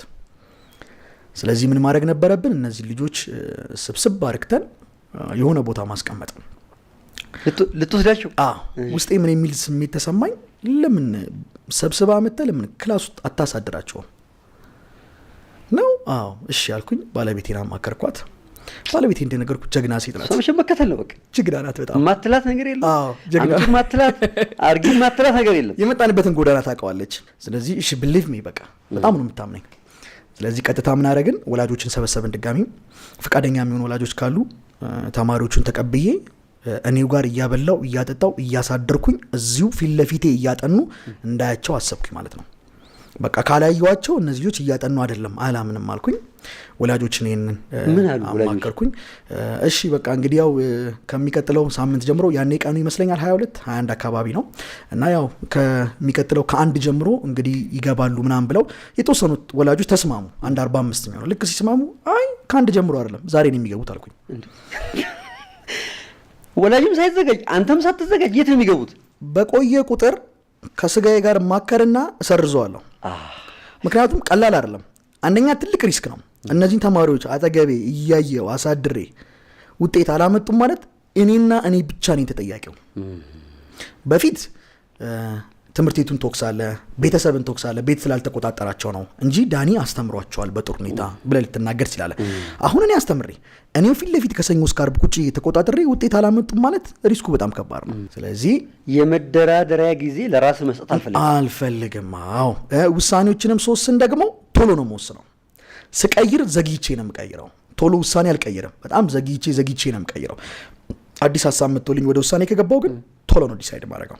ወላጆች ምን አሉ? ነገ ስትላቸው ለልጆቹ የምግብ ምናምን ማዋጣት አለባቸው ምናምን ነገር። ይሄ ሁሉ እንዴት ነው የሚሆነው? ነገ አይደለም ዛሬ ነው ያልኩት እኮ ፍፄ። በቃ ከዛሬ ጀምሮ ይግቡ ነው ያልኩት። በቃ ያው ነገ ሰኞ ነው አብዛኛው ተማሪ የሚመጣው። በእርግጥ የኔ ውሳኔ ግን ከዛሬ ጀምሮ ይግቡ የሚል ነበር። ተዘጋጅተህ ነበር አንተ? የሚበላው ምንም የለም፣ አልተዘጋጀውም። ተማሪዎቹ ፍራሽ ይዘው ይመጣሉ። ዛሬ አሁን ከሰዓት ላይ ከገቡ ያው ከቤት ሲመጡ መቼም ራት በልተው ነው የሚመጡት። እሁድ ነው ቀኑ። ራታቸውን በልተው ይመጣሉ። ዩኒፎርማቸውን ይዘው እዛው ቢሮ ያድሩና በንጋታው ጠዋት ደግሞ ይሄዳሉ ማለት ነው። ያንን አሳወኳቸው። ወዲያውኑ አንድ ወላጅ እጁን አወጣና የኔ ልጅ ዛሬ ትገባለች አለ። ያኛውም ወላጅ እጁን አወጣና የኔ ልጅ ዛሬ ይመጣል አለ። ወዲያውኑ ተማሪዎቹ ስብሰባው ገና ሳያልቅ ፍራሽ ይዘው ቤተሰብ ስልክ ደውሎላቸው ፍራሽ፣ ጃር፣ ውሃቸውን ምናምን ይዘው ሻንጣቸውን ይዘው መጥተዋል ቢሮ። ልክ ስብሰባውን ጨርሰን ስንወጣ ሁለት ተማሪዎች ሻንጣቸውን ይዘው ትላልቅ ሻንጣ ምናምን መጥተዋል። ልክ ሌላ ሀገር የሚሄዱ ነው ይመስል ራሱ የያዙት ሻንጣ። የሚገርም ጉዞ ነው። የዛኑ ቀን እኔና ባለቤቴ እዛው አደርን። በነጋታው ሁሉም ተማሪዎች 45ቱም ተማሪዎች ሰኞ ቀን ከትምህርት ቤት ሲወጡ ሁሉም ተማሪዎች ገቡ። ቀን ኤና ቢ ክላስ ብዬ ቅድም የነገርኩ 9ኛ 10ኛ 11ኛ ክፍሎች ይማሩበታል። ቀን እስከ 11 ሰዓት ከ20 ድረስ ከቀኑ 11 ሰዓት ከ20 ድረስ እናስተምርበታለን። ልክ 11 ሰዓት ከ20 ሲል የምናስተምርበት ክፍል አለ አይደለም? እዛ ክላስ ወንበሮች አሉ። ወንበሮችን ሰብስበን ጥግ እናደረግና ጠረግ እናደረገውና ተማሪዎቹ ፍራሻቸውን አንጥፈው 12ኛ ክፍሎች ደግሞ እዛ ይተኛሉ ማለት ነው። ክፍል ውስጥ መሬት ላይ ነው የሚተኙት። ሴቶቹ ኤ ክላስ ይተኛሉ፣ ወንዶቹ ቢ ክላስ ይተኛሉ። ለምንድን ነው? ሪስኩን ነው። አንድ ሴቶቹ ኤ ክላስ፣ ወንዶቹ ቢ ክላስ ነው የሚተኙት። አንተ ደግሞ መሀል ላይ ትጠብቃለህ። ኤ ክላስ ይቆለፋል፣ ቢ ክላስ ይቆለፋል። ከዛ እኛ በሚነሱበት ሰዓት ደግሞ መተን እንከፍትና እንቀሰቅሳለን። ስለዚህ ምን ማድረግ ጀመረ? እነዚህ ልጆች 11 ሰዓት አካባቢ ይመጣሉ፣ ፍራሻቸውን አይነጥፋሉ፣ ወዲያውኑ ወደ ላይብረሪ ይገባሉ፣ አይተኙም። እስከ ምሽቱ 4 ሰዓት ድረስ እኔ እዛው ላይብረሪ ውስጥ ቁጭ ብዬ ላይብረሪ ያጠናሉ። ልክ ከምሽቱ 4 ሰዓት ሲል ደግሞ ከነበርንበት ከ3ኛው ፍሎር በታች 2ኛው ፍሎር ላይ አንድ ትንሽ የክፍል ደግሞ ተከራይተናል እንደ ኪችን። ባለቤቴ እዛ ደግሞ ራታቸውን ትሰራለች። ቁርስ፣ ምሳ፣ ራት እሷ ነው የምትሰራላቸው። ቁርስ ይበላሉ፣ ምሳቸው ተቋጥሮላቸው ወደ ዋናው ትምህርት ቤታቸው ይሄዳሉ። ማታ ሲመጡ ራት ይበላሉ። ራታቸውን በልተው ሲጨርሱ ደግሞ በጠዋት ስለሆነ ምሳቸውን ቋጥረው የሚሄዱት ምሳቸውን እየሰራች ነው ሌሊት የምታድረው። ለስንት ሰው? ለ45 ተማሪ። ወይ ጉድ! ፖሲብል ነው ማለት እንዴት ተቻለ? ማለት 45 ተማሪ ቀላል እኮ አይደለም። አሁን ልጅ አለች፣ ለአንድ ልጅ ቁርስ ቋጥሮ ሰርቪስ ቶሎ እንድትደርስ ማድረግ ያለው ውጣ ውረድ አውቀዋል። አንድ ልጅ 45 ተማሪ ከቤተሰብ ነጥለ አብልቶ አጥጥቶ በምን ምሳ የሚቋጠርላቸው? ምሳቃላቸው። ሁሉም ከቤት ምሳቃውን ይዞ መጥቷል። መጠጫ ኩባያቸውን ይዘው መጥተዋል። ራት የሚበሉበትን ዝርግ ሳህን ይዘው መጥተዋል ሁሉም ተማሪ። ስለዚህ ከምሽቱ 4 ሰዓት ላይ ይወጣሉ። ከምሽቱ 4 ሰዓት ይሰለፉና ራታቸው እየተደረገላቸው ሁሉም በሰልፍ ራታቸውን ይዘው ይመጣሉ። ራታቸውን ይበሉና ትንሽ ሪላክስ አርግተው ይተኛሉ። ልክ ደግሞ ከሌሊቱ 9 ሰዓት ሲል ደግሞ ሴቶቹንም ወንዶቹንም ቀሰቅሳለሁ።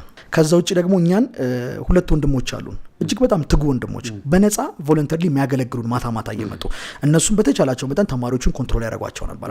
ከሌሊቱ 9 ሰዓት እስከ ጠዋቱ 12 ሰዓት እያጠኑ ያነጋሉ። 12 ሰዓት ሲል ይወርዳሉ፣ ስፖርታዊ እንቅስቃሴ ያደርጋሉ፣ የዜግነት ክብር ይዘምራሉ።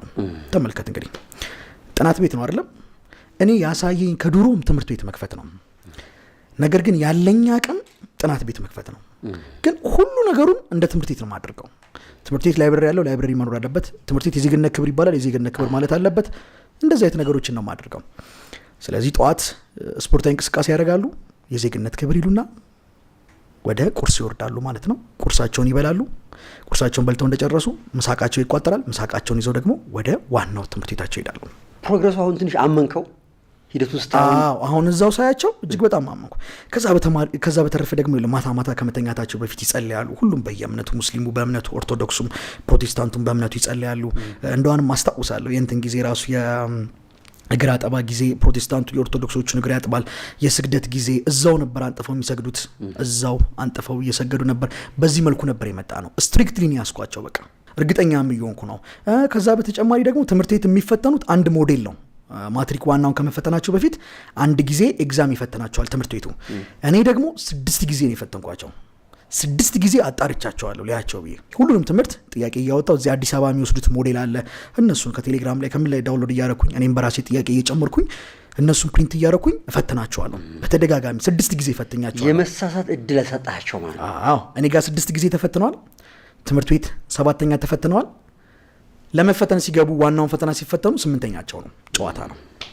እነዛን ሁሉ ጊዜያቶች ስመጣ ጫማዬን ቀይሬ አላውቅም። አንድ ጫማ ነበር የምለብሰው በቃ።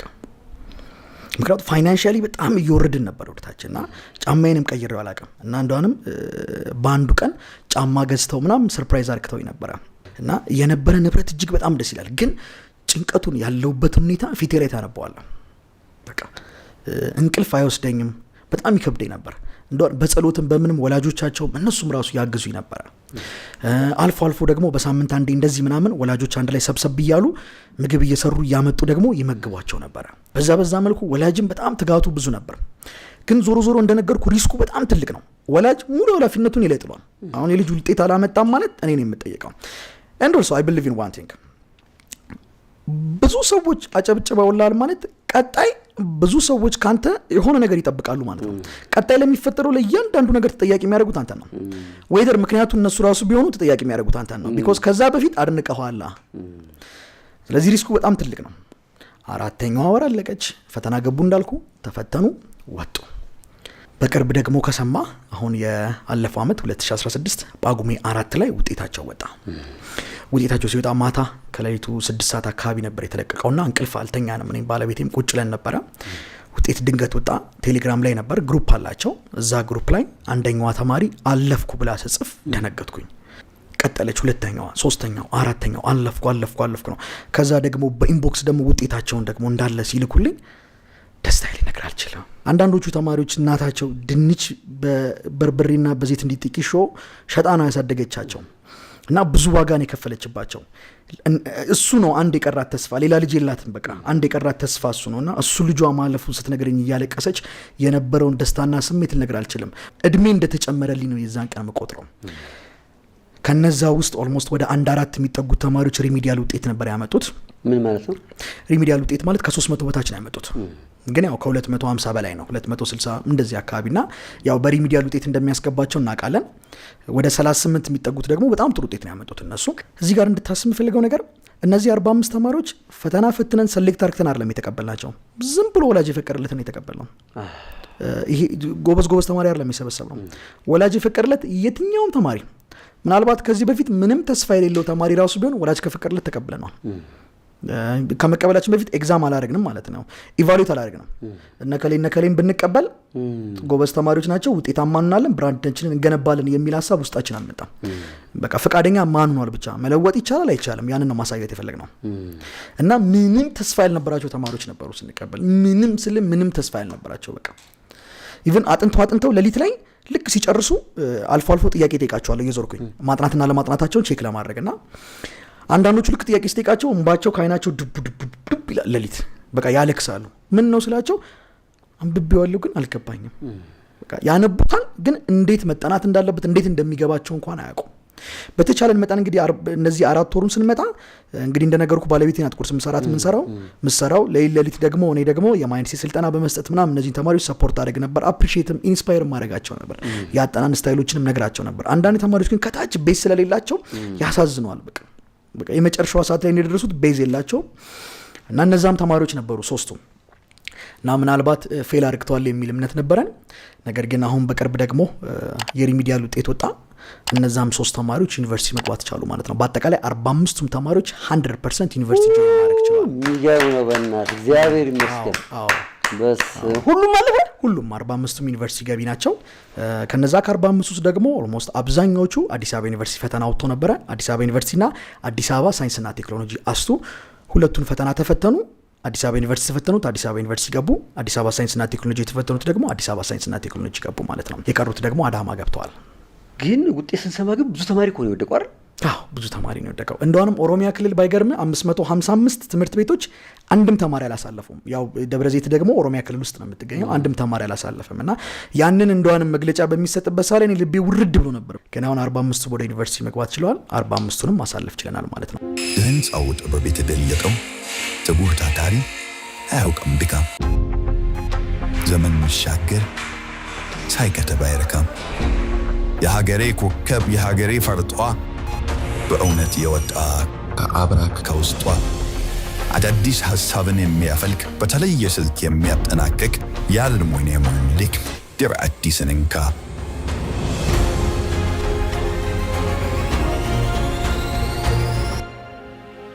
የቤቱ አድባር የህንፃው ዋርካ ትራቢስ ኢንጂነሪንግ ይህን ነገር ማሳካት የመጨረሻ ጉዳይ አድርገዋል። ከተቋማችሁ ከድርጅታችሁ ከአንተ ሙያ ጣፋንታ ጋር ገናኝተዋል። ስለዚህ ያ ውጤት ሲመጣ ምን ነበር የተሰማችሁ? አንተስ ምን የተሰማ? ባለቤትስ ምን አለች? ይኸውልህ እንግዲህ ፍጽዬ እነዚህን 4 ወራት በጣም በከባድ ሁኔታ ነው የጨረስን። እንዳልኩህ ፋይናንሻሊ ፐር መንዝ 54 ሺህ ብር እናወጣለን ከኪሳችን። በጣም በከባድ ሁኔታ ነው የመጣ ነው። ብዙ ዋጋ ማስከፍሉናል። እኔንም ዋጋ አስከፍሉናል እሷንም። 4ቱን ወራት ደግሞ እርጉዝ ነበረች ባለቤቴ። ጽንስ በሆዷ ይዛ ሌሊት እስከ 7 እስከ 8 ነው የምትቆየው እሷ እያማሰለች እየሰራች 8 ሰዓት ትተኛለች። 11 ሰዓት ተነስታ ሻይ ትጥዳለች። 12 ሰዓት ሲል ስፖርታቸውን ሰርተው ሲጨርሱ ይመጣሉ፣ ቁርሳቸውን ይበላሉ። ምሳቃቸውን ደግሞ አጥባ እሷ ናት የምታጥበው፣ ቋጥራ ደግሞ ትሸኛለች። ከዛ ኪችኑን ሁላ ታጸዳና ደግሞ ልክ 2 ሰዓት ተኩል ሲል ደግሞ ድጋሚ ወንበሯ ላይ መታ ተቀምጣ ተማሪ ትመዘገባለች። የወር ክፍያ የሚያመጡትን ትቀበላለች። ልክ 6 ሰዓት ሲደርስ ደግሞ ምሳ ማይቆጠርላቸው ደግሞ የተወሰኑ ተማሪዎች አሉ የመንግስት የሚማሩ። እነሱን ደግሞ ተወርድና ደግሞ ምግብ ትመግባለች። ተመልሳ 7 ሰዓት ትመጣና ደግሞ ድጋሚ እየመዘገበች ትቆያለች። ብዙ ዋጋ ነው የከፈለችው። ጀግና ጀግና ጀግና ጀግና ጀግና ጎበዝ ጀግና። መጨረሻ ላይ ይሄን ውጤት ስንሰማ በትክክልም ፍሬ ያፈራ ነው እዛ ጋር ነው። እንደነገርኩ እኔ በእድሜ ላይ እድሜ እንደተጨመረልኝ ነው የምቆጥረው። በቃ የዛን ጊዜ የነበረኝን ደስታ ምናልባት ከዚህ በኋላ ሰርቼ የማገኛቸው በሺም በሚሊዮን የሚቆጠሩ ገንዘቦች ራሱ አይተኩትም። በቃ እንዴት ለአንዴና ለመጨረሻ ጊዜ ረካው የምትልበት ታይም የለም። ልክ እንደዚህ አይነት እርካታ ነው ውስጥ የፈሰሰው። እሷ ጋርም ልክ እንደዚህ አይነት እርካታ ነበር የፈሰሰው። እሷ ደግሞ ስፔሻሊ በጣም ከብዷት ነበረ እና ይህን ሁሉ ዋጋ የከፈልነው ግን መጨረሻ ምን ልናተርፍ ነው ትለኛለች። ትርፉ የሚታየው ለእኔ ነው፣ ለእሷ አይደለም። እሷ ከጀርባ ነው ያለችው። እኔ ነኝ ከፊት እየታየኝ ይሄ ትርፍ ምን ሊያመጣ እንደሚችል እየታየኝ ወደፊት ሜዳው ነኝ። እሷ ከኋላ ነው የምትከተለኝ። ትርፏ አይታያትም፣ የኔ ጀርባ ነው የሚታየው። አምና ወዳህ ነው የምትከተለው። አዎ ቤታችንን ስታየው የቤት ዕቃ የተሟላ የለም። ያን ሁሉ ተማሪ እናስተምራለን፣ ምንም የተቀየረ ቤት ዕቃ የለም። እዛችሁ ቤት ነው የምንኖረው። ስለዚህ ጀርባዬን ነው የምታየው። ትርፉ ሊታያት አልቻለም። ይህን ሁሉ ዋጋ ከፈልን፣ እሺ የኛ ትርፋችን ምንድነው መጨረሻ ላይ ትለኛለች። የዛን ሰዓት ላይ ግን በትክክል ትርፋችንን እሷ ፊል ያደረገችበት ቀን ነው። ተማሪዎቹ ውጤት ሲያመጡ የዚህ ድካም የዚህ ልፋቱ ትርፉ ምን እንደሆነ አወቀች። ለምን አሁን 45 ተማሪዎች ናቸው። ከ45 ውስጥ አንድ 10 የሚጠጉት የዛሬ 6 ዓመትና 5 ዓመት ባለስልጣን ናቸው። የቀሩት አንድ 10 የሚሆኑ ትላልቅ የንግድ ባለሙያ ናቸው፣ ዶክተር ናቸው፣ መምህር ናቸው፣ ኢንጂነር ናቸው። ትላልቅ ቦታ ነው የሚደርሱት። እነሱን እዛ ስፍራ ላይ ደርሶ ማየት በራሱ የሚፈጥረውን ስሜት ልነግር አልችልም። ካሁኑ ያንን ተስፋ ጫርን፣ ተስፋ አደረግን ማለት ነው። በዛ መልኩ የአዳር ፕሮግራማችንም ውጤታቸውን በዚህ መልኩ ተጠናቀቀ ማለት ነው። ስኬታማ ሆነ። 2016ን በዚህ መልኩ አጠናቀቀን። እንደው ካንተና ከባለቤት ውጪ ተማሪዎች አሉ፣ ቤተሰቦች አሉ። ምን ነበር ምላሻቸው? የምታስታውስ ከሆነ ለአባቴ ለመጨረሻ ጊዜ ድሬዳዋ ድርሼው ልወጣ ስል ለአባቴ አንድ ቃል ገብቼለት ነበር። እዛች አልጋ ላይ ተኝቶ አንድ ቃል ነበር የገባውለት። አባ ምናልባት አንተ ብዙ ዋጋ ከፍለሃል፣ ብዙ ታማሃል፣ እናቴ ብዙ ተራኩታለች፣ እህቴም ብዙ ተቆርጣለች፣ ቤታችን ብዙ ተጎሰቋቁሏል በእኔ ምክንያት። ከዚህ በኋላ በቀረኝ እድሜ ሁሉ ግን አንድም እናት በልጇ ምክንያት አታለቅስም፣ አንድም አባት በልጁ ምክንያት አይጎሳቆልም። ይሄን ቃል ገባልሃለሁ ብዬው ነበር። ከዛ አልጋ ላይ የተነሳሁት እንዳፌ ይሆንልህ ነበር ያለኝ፣ እንዳፌ ሆነልኝ ማለት ነው።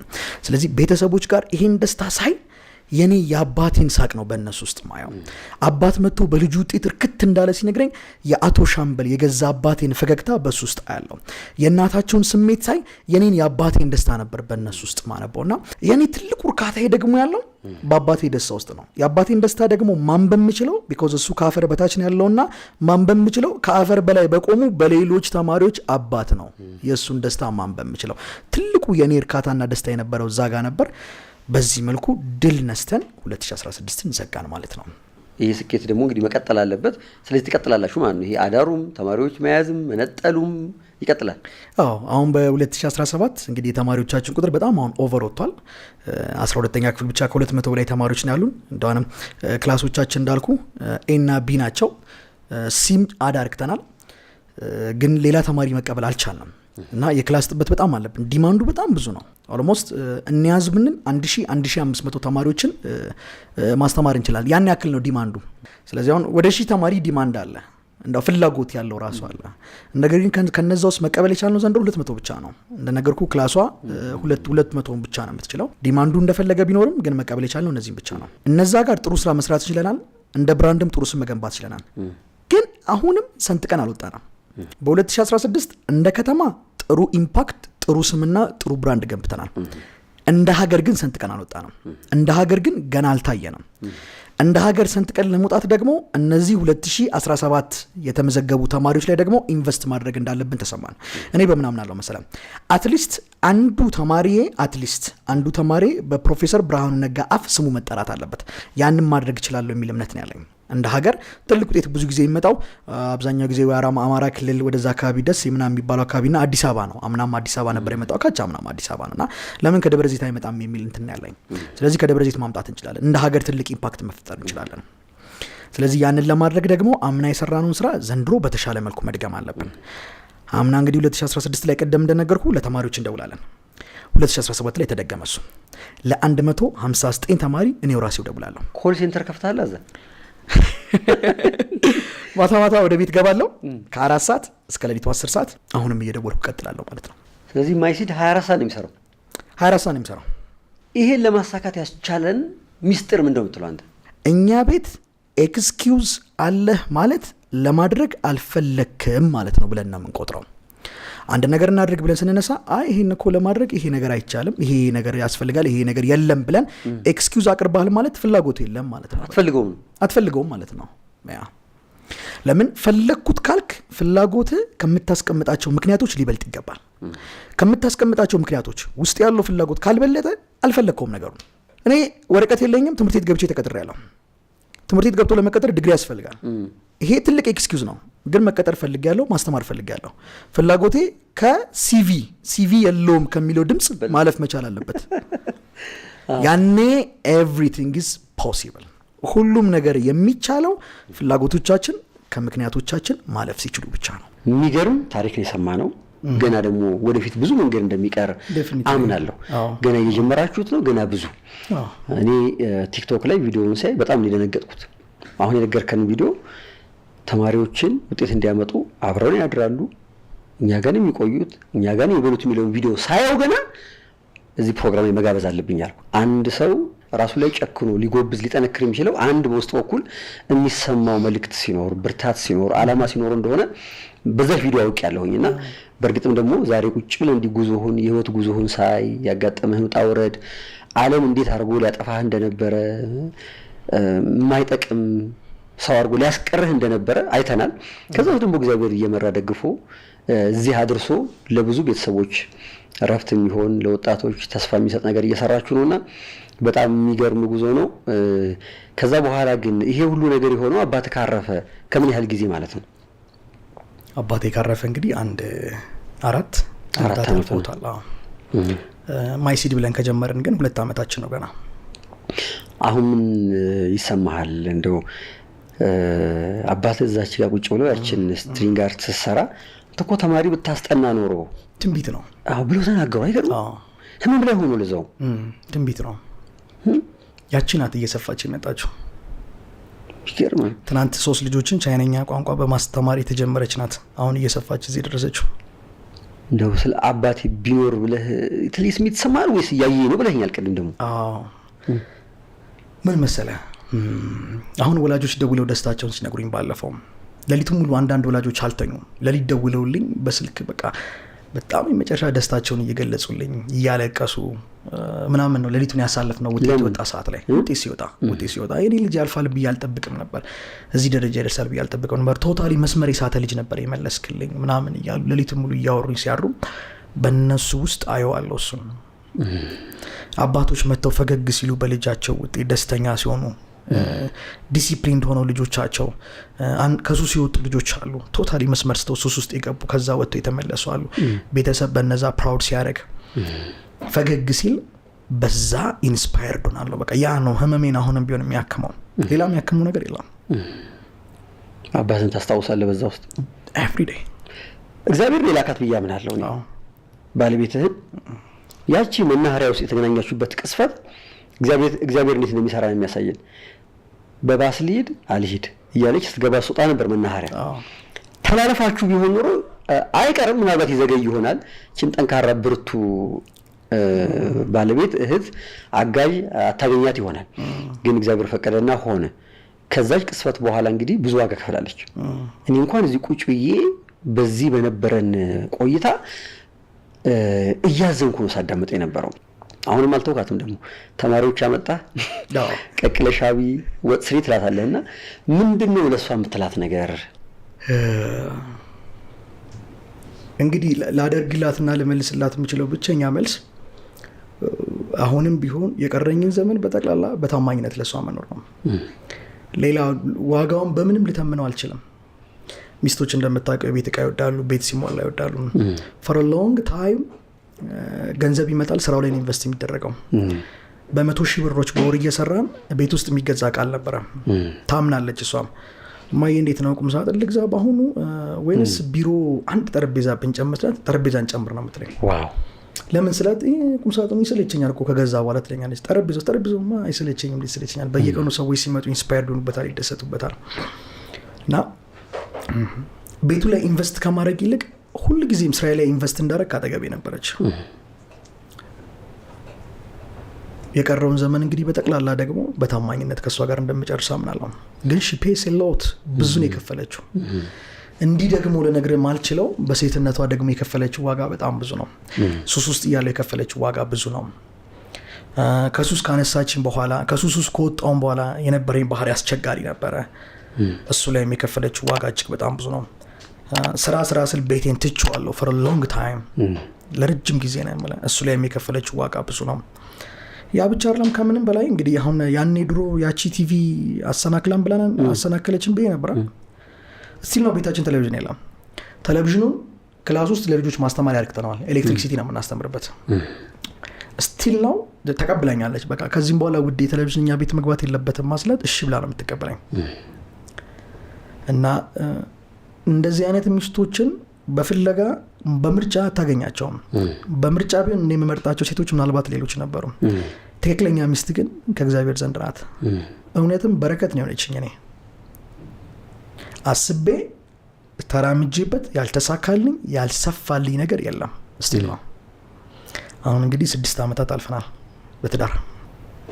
አግባት ሌላ አደራ ያለህ ነገር ነው። ሳትለወጥ ስም ሳይኖርህ ጥሩ ነገር ሳታረግ ወደ ትውልድ ሀገርህ ድሬዳዋ እንዳትመለስ ነበር ያለ። ሄድክ ወይስ ከሄድኩም? ይህ ዓመት ሜጃዬ ነው ብያለሁ። አልሄድኩም እስካሁን ድረስ። አልሄድኩም? አዎ። መቼ ነው የምትሄደው? እናቴ ናፍቃኛለች፣ እህቴ ናፍቃኛለች፣ ሰፈሬ ናፍቆኛል። አቧራው ይባል አይባል እንደ እንጃ ይናፍቃል። ግን ድንጋይ ላይ ተቀምጠን እናወራ እንጫወት የነበረው ድሮ ልጅ ያለ እንዲክብ ሰርተን ምናምን ሰፈሬ በአጠቃላይ ናፍቆኛል። ይህ ዓመት በዚህ ዓመት መጨረሻ ግን እንደምመለስ ተስፋ አደርጋለሁ። አሁን ደግሞ እጅግ በጣም የሚያኮራ ነገር ሰርተሃል። ምናልባትም የድሬዳዋን ስም የሚያስጠራ የቤተሰቦችን ስም የሚያስጠራ የአባትን ስም ከፍ አድርጎ የሚያስጠራ ነገር አድርገሃልና በእርግጠኝነት ድሬዳዎች በትልቅ ፍቅር በደስታ ይቀበላሉ ብዬ አምናለሁ እኔ በእርግጠኝነት። ሌላ ግን በዚህ ጉዞ ውስጥ አሁን እየሰራችሁ ባላችሁት ስራ ውስጥ ትልቅ ነገ ለሀገር የሚተርፍ ዘር እየተዘራ ነው። አንድም እዛው ደብረ ዘይት ላሉ ብዙ ወጣቶች ላሉ 12ኛ ክፍል ተማሪዎች ለሌሎችም ተማሪዎች በስፋት አገልግሎቱን መስጠት መቻል ይገባችኋል። ለምን እግዚአብሔር አንተ ውስጥ ነው አዘሩን ያስቀመጠው። ላንተ ነው መንገድ ያመላከተህና ሌላ ሰው መጠበቅ የለበትም። መስፋፋት ማደግ አለበት ብዬ አምናለሁ እኔ። ስለዚህ ለመስፋፋት ለማደግ ለብዙ ወጣቶች ለመድረስ ወኔው ተነሳሽነቱ ሞራሉ አንተ ውስጥም ባለቤትም አብረው የሚሰሩ ሰዎች ውስጥ እንዳላቃለሁ። ምንድነው የከበዳችሁ ለመስፋፋት ለማደግ? አሁን ላይ እንግዲህ ቻሌንጅ እያደረገን ያለው እንደነገርኩክ አምና የነበረውን ፕሮጀክት ዘንድሮም እየደገምነው ነው። ለተማሪዎቹ እየደወልን መተናል። አሁን ከህዳር ወር ጀምሮ ደግሞ እነዚህን ተማሪዎች ደግሞ ይዘን ደግሞ ድጋሚ ይሄን የአዳር ጥናት እንደግመው ነው ይዘናቸው ልንገባ ነው። አምና እንደ ከተማ ጥሩ ውጤት አምጥተናል። ዘንድሮ ግን እንደ ሀገር ማምጣት ስላለብን እነዚህን ተማሪዎች ይዘን ደግሞ አዳር ልንገባ ነው። ነገር ግን አምና የነበሩ ተማሪዎች 45ቱ ብዙ ዋጋ ከፍሏል። እነሱም በራሳቸው እንደነገርኩ ሲሚንቶ ላይ ነው አንጥፈው የሚተኙት። ብዙ ዋጋ ነው የከፈሉት። ህንፃው ውሃ አልነበረውም። ስለዚህ ውሃን በጀሪካን እየመጣ በእንደዛ ነበር ያሳለፉትና ያንን ነገር ደግሞ ዘንድሮ በተሻለ ሁኔታ አድርገን ሌላ አንድ ህንፃ በመከራየት እዛ ውስጥ ለማስገባት ነው ያቀድነው። ሌላ ቦታ ሙሉ ህንፃ ግቢ ያለው ራሳቸውን ችለው በዛ መልኩ እንዲቀጥሉ ማለት ነው። ያንን ለመድገም በምንነሳበት ሰዓት ላይ ግን አሁን ለምሳሌ ያሉ መጽሐፍቶች ጥቂት ናቸው። ላይብራሪ ውስጥ ብዙ መጽሐፍት የለንም። የነዛን የመጽሐፍት እገዛ እንፈልጋለን። አንደኛ። ሁለተኛ ደግሞ እንዳልኩ የቦታ ጥበት አለብን። ኤ ክላስ፣ ቢ ክላስ፣ ሲ ክላስ 3 ክላሶችን ይዘን የመጣ ነው። ሰፋ ማድረግ ብንችል ያንን ኦፖርቹኒቲና ያንን እድል ብናገኝ መላው የከተማውን ተማሪ ይዘን ውጤታማ ማድረግ እንደምንችል እናምናለን። ተማሪ የሚባል የማይወድቅባት ከተማ ማድረግ እንችላለን ደብረ ዘይትን። ይሄንን ማሳካት ብንችል ማለት ነው፣ ወይም ይሄን እድል ማግኘት ብንችል። እነዛ በተወሰነ መልኩ ቻሌንጅ እያደረጉ ነው አሁን ላይ የሚገኙት። ግን ሆኖም ግን እነዚህን ተማሪዎች ይዘን ግን ህዳር ወር ላይ ለመግባት ግን ዲሳይድ አድርገን ተነስተናል እንግዲህ። ስለዚህ ይሄን ደግሞ እንግዲህ ደብረ ዘይትም ያሉ ይሄን ፕሮግራም የሚያዩ ኢትዮጵያውያን በሙሉ ከእናንተ ጋር ይሰለፋሉ፣ በሰራችሁትም ስራ ይኮራሉ ብዬ አምናለሁኝ። ስለዚህ አንደኛ እናንተ ማግኘት የሚፈልግ ሰው ካለ እንዴት ነው የሚያገኛችሁ? ኦኬ እንግዲህ አሁን ምናልባት የመጣንበትን ፕሮግረስ ያለፍንበትን መንገዱላ ዩቲዩባችን ላይ ማይሲድ ብለው ገብተው ቼክ ማድረግ ይችላሉ። ቲክቶክ አካውንታችንም ማይሲድ ይባላል። እዛ ላይም ቢገቡ የመጣንበትን ፕሮግረስ መንገድ ለልጆቹ ሲሰጡ የነበሩ ስልጠናዎችን ውጤቶቹንም እነሱን ነገሮች ማየት ይችላሉ። ከዛ ውጭ ደግሞ በስልክ ቁጥር መገኘት እንችላለን 0932 50 20 10 በዚህ ላይ ደውለን እናገኛቸዋለን። 0932 50 20 10 በዚህም ቢደውሉ ያገኙናል ማለት ነው። ድርጅታችሁ ስሙ ማይሲድ ነው አይደል? ምን ማለት ነው? ለምን ማይሲድ ያልከው? ፈጣሪ የሰውን ልጅ ሰርቶ ከጨረሰው በኋላ ሰውን ለመጀመሪያ ጊዜ የተናገረው ቃል ብዙ ተባዙ ምትልናት። እንግሊዘኛው ስታዩ ደግሞ ቢ ፍሩትፉል ፍሬያማ ሆኑ። የፍሬው ማንነት ደግሞ ዲፔንድ የሚሆነው በተተከለው ዘር ነው። የፓፓዬ ዘር ይዘህ 1000 ጊዜ ብትለፋ ብትኮተኩት ውሃ ብታጠጣ ነገ ማንጎ ይሆናል ብሎ መገመት አይቻልም። ፓፓዬ ነው ሊሆን የሚችለው። ስለዚህ ውስጣችን ያለችውን ዘር እንንከባከባት፣ ዋና ጠጣት፣ ታብብ ነው። እኔ ድሮ 9ኛ ክፍል አስጠና የነበረችው ያቺ ትንሽዬ ዘር ናት ያበበችው። በባህሪዋ ካያት ዘር እቺን የምታክለው በአይን አትታየም። እንዳውራቅ ካሉ ሰዎች በአይንም ላያዩት ይችላሉ። እቺን የምታክል ዘር ውስጥ እግዚአብሔር ትልቁን ግንድ፣ ትልቁን ቅጠል፣ ትልቁን ፍሬ እዚች ውስጥ ያስቀመጠው። ትልቁን ስኬት ፈጣሪ እዚህ ግባ በማይባለው መምህር በሚባል ሙያ ውስጥ ከቶት እኔ ልብ ውስጥ አስቀምጦታል። ስለዚህ ለድርጅቱም የሰጠነው ስያሜ ምንድን ነበር? ማይ ሲድ፣ የኔ ዘር። ይሄ የኔ ዘር ነው። አንተም ማይ ሲድ ብለህ በምታነሳበት ሳለ የኔ ዘር እያልክ ነው ማለት ነው። አሁን እዚህ ስታወራ የተሰማኝ ስሜት ምንድን ነው? ደብረ ዘይት መጥቶ ማየት ነው። ስታስተምር ማየት ፈልግ ያለው በተለይ የምታድሩ ጊዜ ምን ይመስላል የሚለው መተን ከፈቀዳችሁልን አንድ ቀን ከእናንተ ጋር አድረን ደስ ይለናል። ሙሉ ሁኔታ ምን ይመስላል፣ ተማሪዎች እንዴት የሚያድሩት፣ እንዴት ይማራሉ፣ ማታ የምትደውለው እንዴት ነው የሚሉትን ነገሮች በሙሉ አይተን ደግሞ በዚሁ በዩቲዩብ ቻናላችን ላይ ለተመልካቾቻችን እናደርሳለን። ለባለቤት አድናቆቴን ክብሬን እንግዲህ ልባዊ ሰላምታዬን አድርስልኝ እስከመጣ ድረስ። እግዚአብሔር ከእናንተ ጋር ይሁን፣ ከእናንተ ጋር ነው። በርቱ። Thank you so much። አመሰግናለሁ። እግዚአብሔር ከእናንተ ጋር ይሁን። Yes, bravo